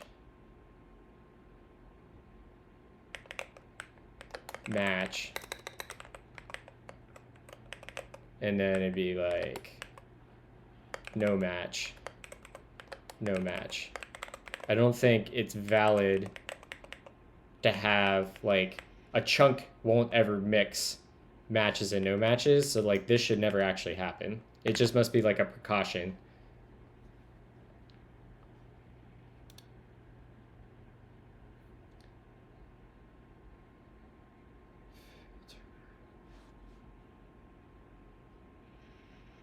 Okay, so it unboxes the OKs. That makes sense too. Okay, so we're gonna get a list of A's. So this is wrong. This converts into a chunked list of A's. Into a chunked list of A's.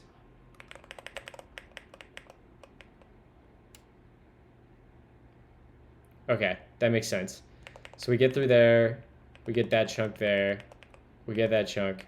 Can I assert false?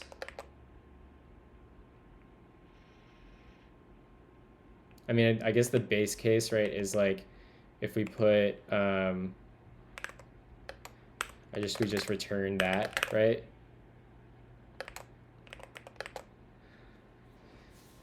This case was found to return a different type than the previous one, but all clauses expected type list A.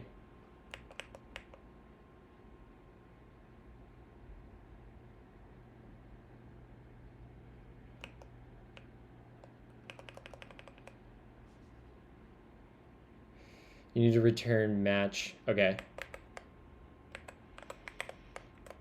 I'm not sure if that's what we're after for now, but potentially.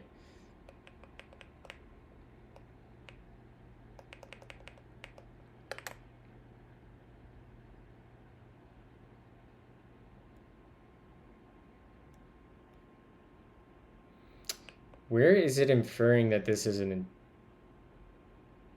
int?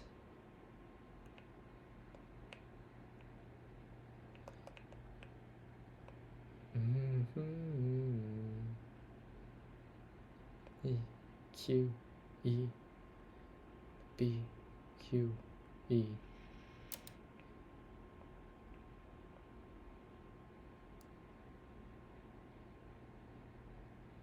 Okay, good pointer. Okay, matching index.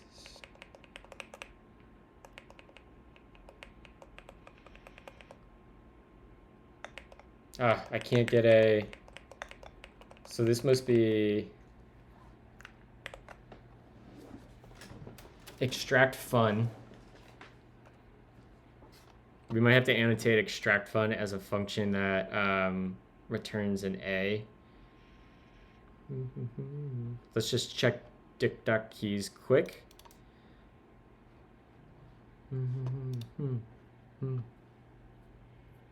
Dict, okay. So we want to say that tracking. Let's go see where this is called. It's a set in, not a list.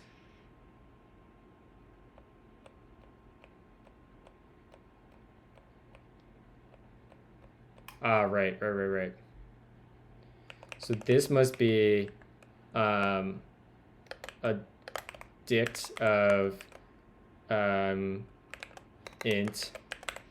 to a, which we don't know what a, well, let's just say b for now. I'm assuming this will work. Yeah, cool. Okay, so we have this int to b. Let's, I also want to see where this gets called, and maybe we can learn a little bit more about how this works. So let's do a star. So we pass tracking. Tracking is going to be a backtrack. I hate not being able to see my types.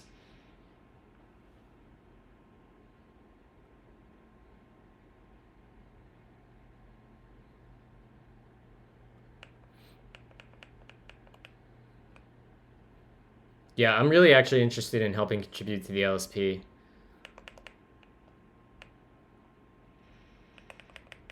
Tracking map dot from list. So this is going to be more type errors, right? This is going to have to change to, let's see how many instances of that are in here. All right, not that many.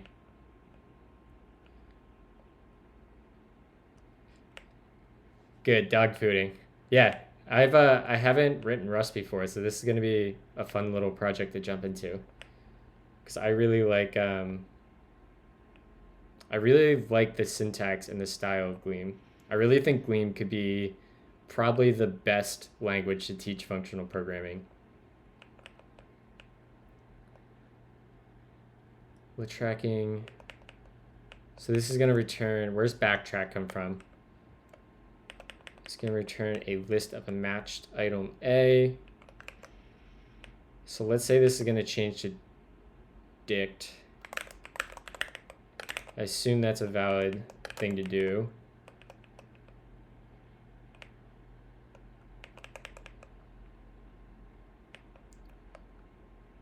From list, it's going to return a matched item.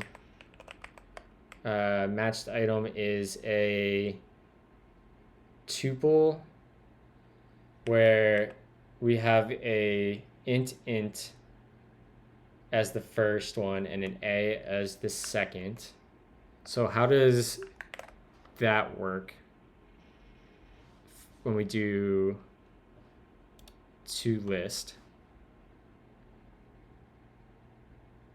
or of list, right? Or what was the function we were just looking at? Confusing myself here. Dict from list. From list, here we go. A, B. So technically our key is an int, not a int.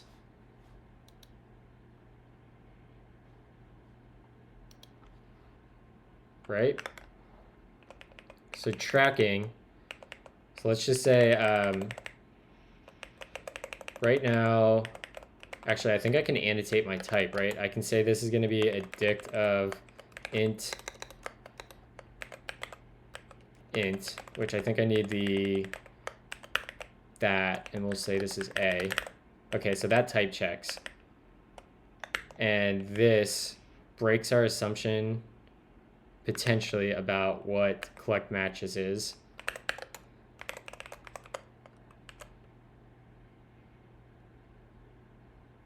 Functions describe the world. Hey, Winnie is down at the groomer, and I'm in meetings until 11 and 1. Yeah, I'm going to wrap up here in 10 minutes, Justine. I'll go pick up Winnie. Collect matches. Next. So this is wrong. I would have expected to get a type error. Maybe I just need to build again. So let's say Dune build. Not Dune. Jesus. Gleam build.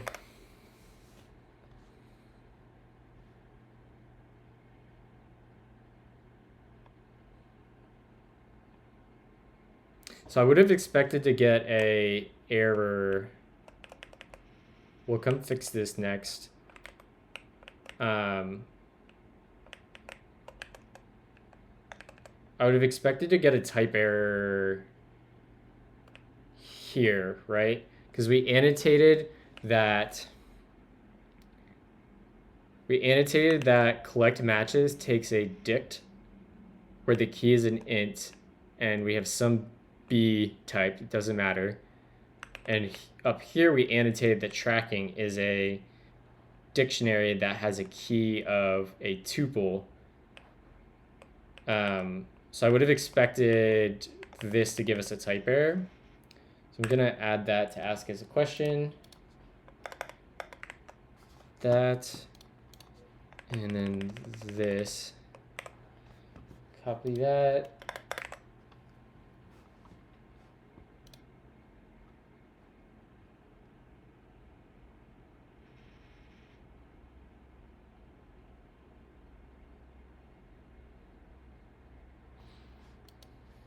Yeah, I would have expected both of these to give me type errors right here.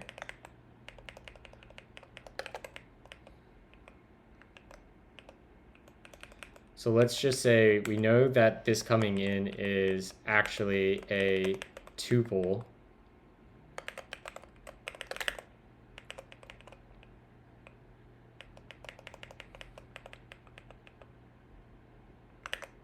Let's see if we get a different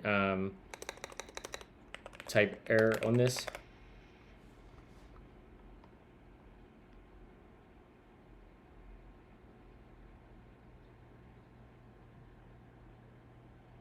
All right, let's just go fix that warning. Dict.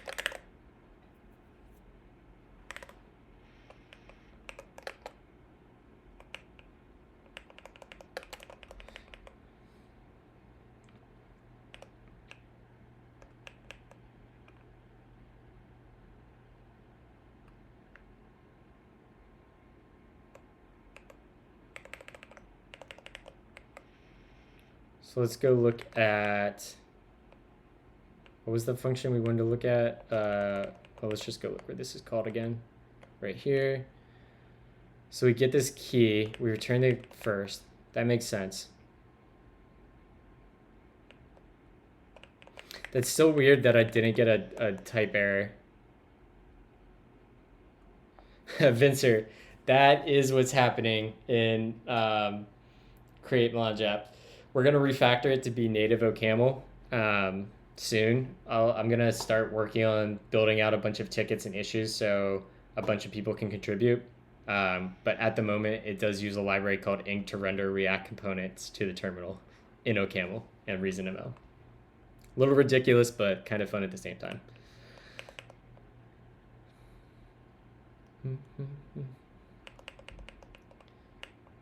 Okay, so that makes sense what's happening here. Yeah, I am regretting that, which is why we're rewriting.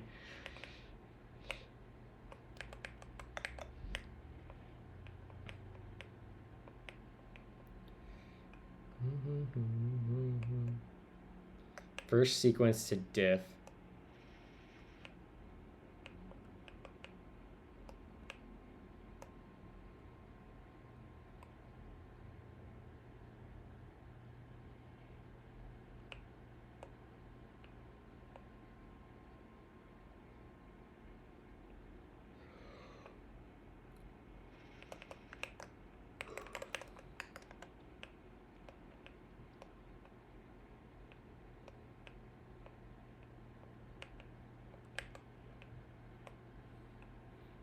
So this does actually become a list of int.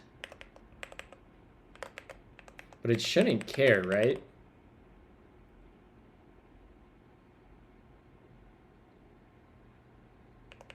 Although these are all tied to the same A type, I assume.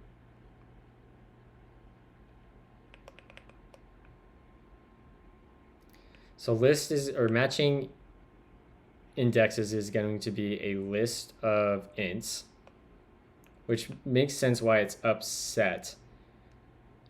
So I guess we need to figure out what the value of first sequence to diff is. That's a list. That makes sense.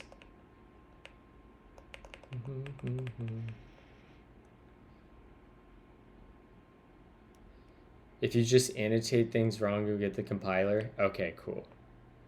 So let's say let wrong is going to be a list of int, and we'll say that's going to equal stir. And then we should be able to do, or not do. I'm gonna keep screwing that up so bad. We'll open our terminal, clear that out. Oops, I don't know what I just did. Doom B, Gleam build. Sanitary ship is no. Okay. Found type A.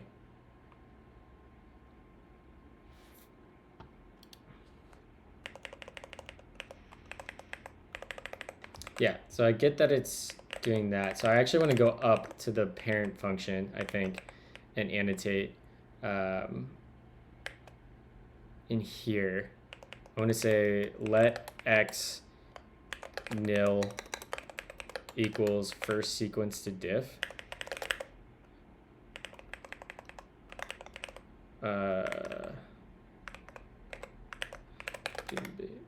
Gleam build.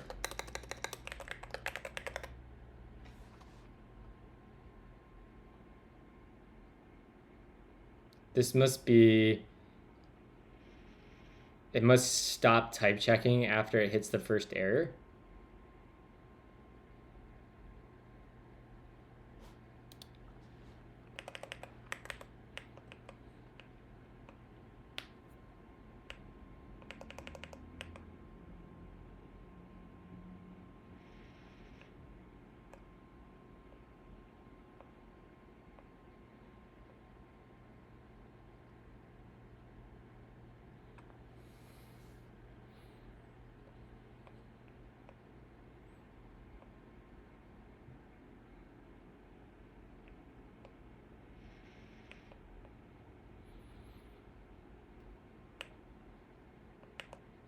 So, I mean, the way we could start potentially getting some better type errors is saying that these are going to be ints.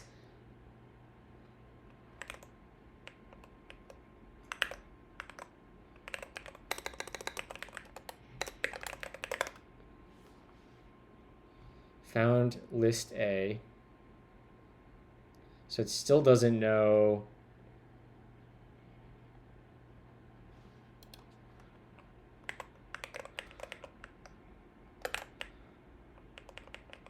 Let's just keep working through these. It seems like we can possibly get away with, on a lot of these, just switching from map to dict.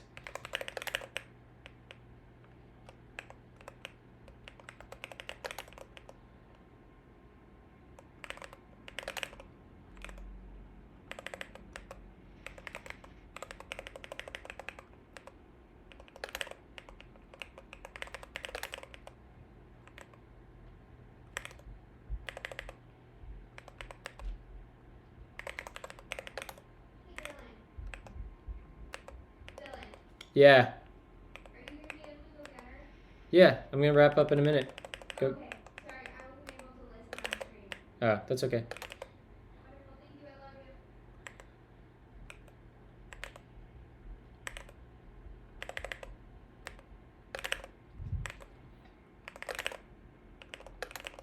All right, here we go. Now we're starting to get some stuff.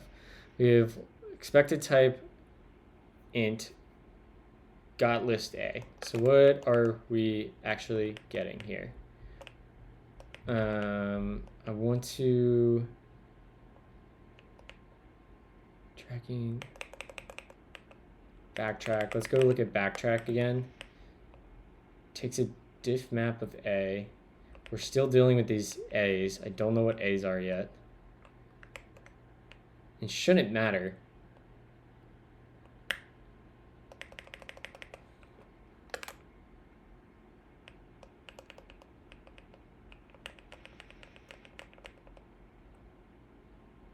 I mean, it's possible. Hold on, let's think about this. If I go to collect again, if we do a dict of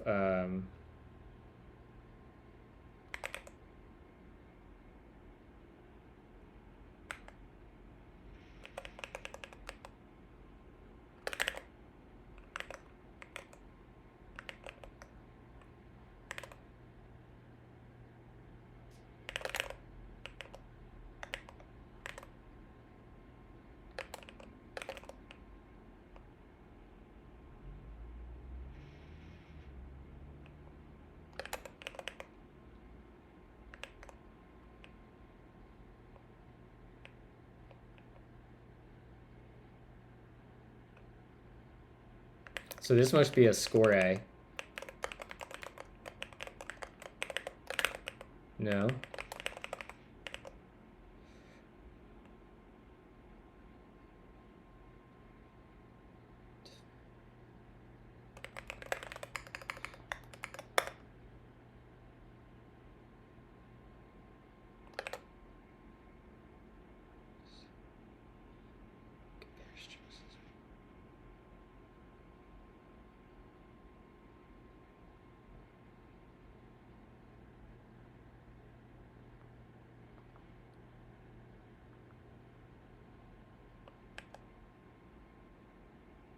Compares two strings and returns a string comparison, which will be styled as string when passed to styled.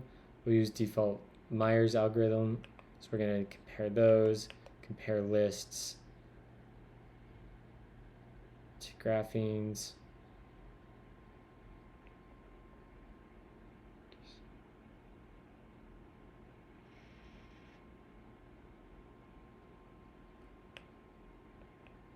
Okay, that makes sense. Let's Functions go to describe backtrack. the world. Diff map A. And our diff map type was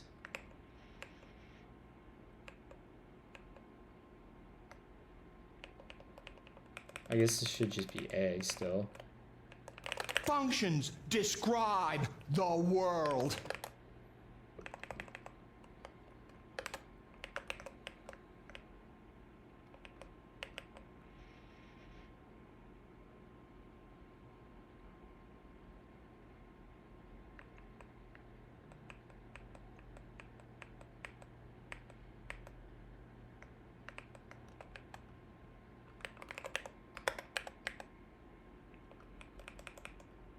So this is actually, tracking is going to be, we have a type for this. That type was matched item. So this is going to be a matched item A, right? Or no. Or is it? Tracking is a dict. Right, never mind, disregard me.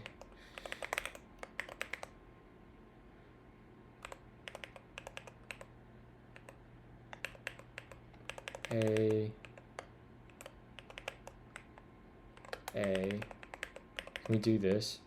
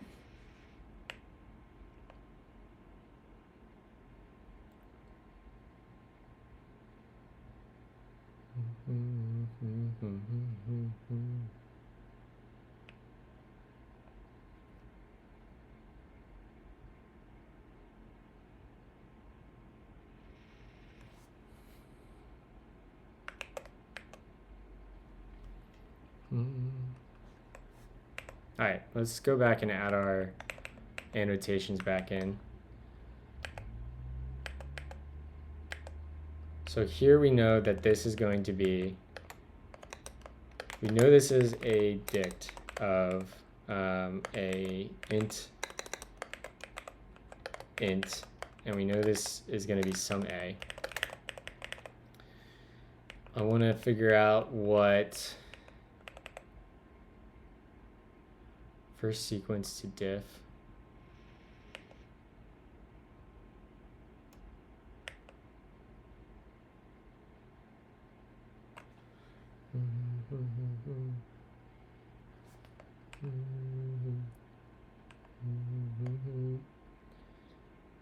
So we get first sequence, which is a list of A.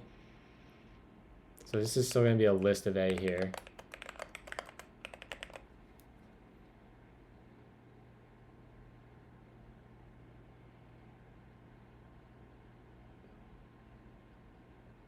So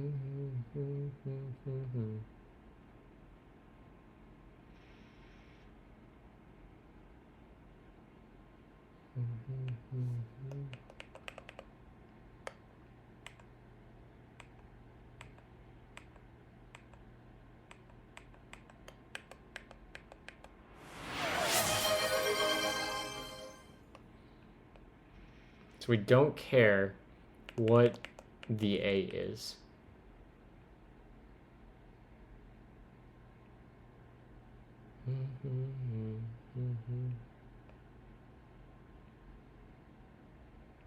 Okay.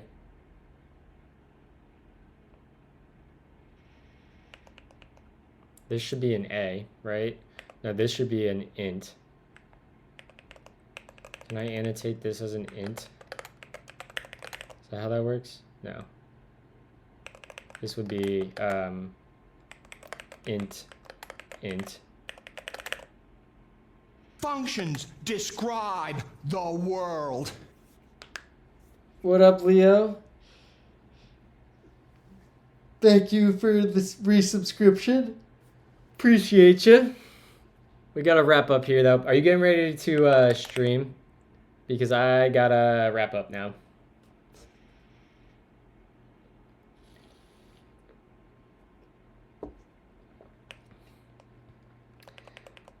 Cool. If you go live, I will raid you right now. All right, chat. I gotta wrap up. I gotta go pick up my one golden from the groomer, and then I gotta get prepped for a interview today, which I am hella nervous about. We're gonna raid our good friend Leo Stera, which I'm sure he's gonna be working on Riot or Atacama or Blink or one of the pieces that support the Riot ecosystem. So that will be super cool. Haley, thank you for hanging out and all your help. We're gonna dive back into this tomorrow morning. This has been fun. I like where Gleam is going. I'll consolidate my feedback that I took notes on this morning, and I'll share it in the Gleam Discord. And yeah, thank you, everyone. Super appreciate it.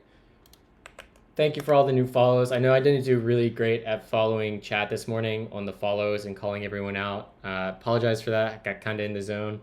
But yeah, thank you so much. I stream every Monday through Friday, 7 a.m. to 10 a.m. Eastern Time. And yeah, we'll wait for Leo to go live and give him a raid here.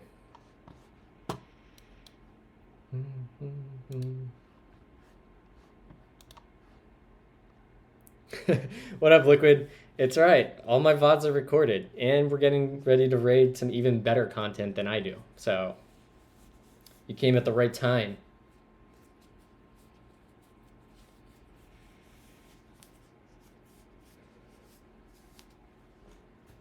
Oh, goodness. I actually drank another cup of it this morning. Justine doesn't drink hot coffee, and she drinks instant coffee. So she hasn't drank any of it, but I have been mixing and matching. Not mixing and matching. I'll do black and white coffee one morning, and then I'll do your coffee another morning. It's quite good. I enjoy it. All right, we'll save this and we'll come back to working on this gap library tomorrow in the ultimate attempt to get Gleam Exorcism updated to the most recent version of Gleam.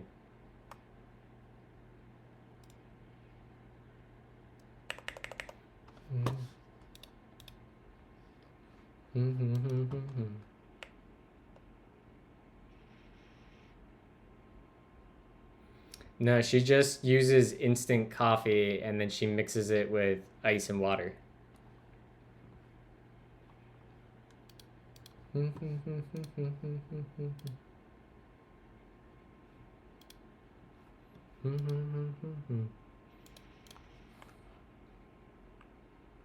So this should be a match of item. So this will be a match A. So at this point, we're already inferring wrong. Item should be a. And this would be an int.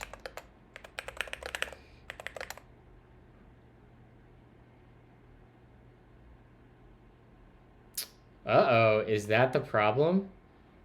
Hold on, chat. Let me go check something here. Gleam list. Leo just went live. I'm gonna check one thing before we raid. Index map. Where's index map? Index map, index map. These are backwards. Look at that. We found the problem at the very last second, chat. This is item. Item is gonna be A. And this will be index, which will be int.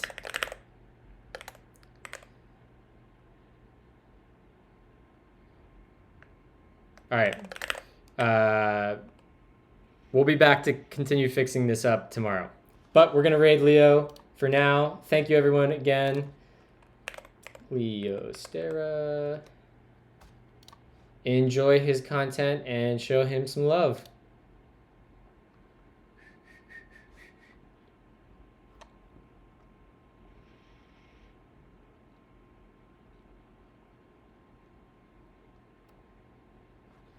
See you, chat.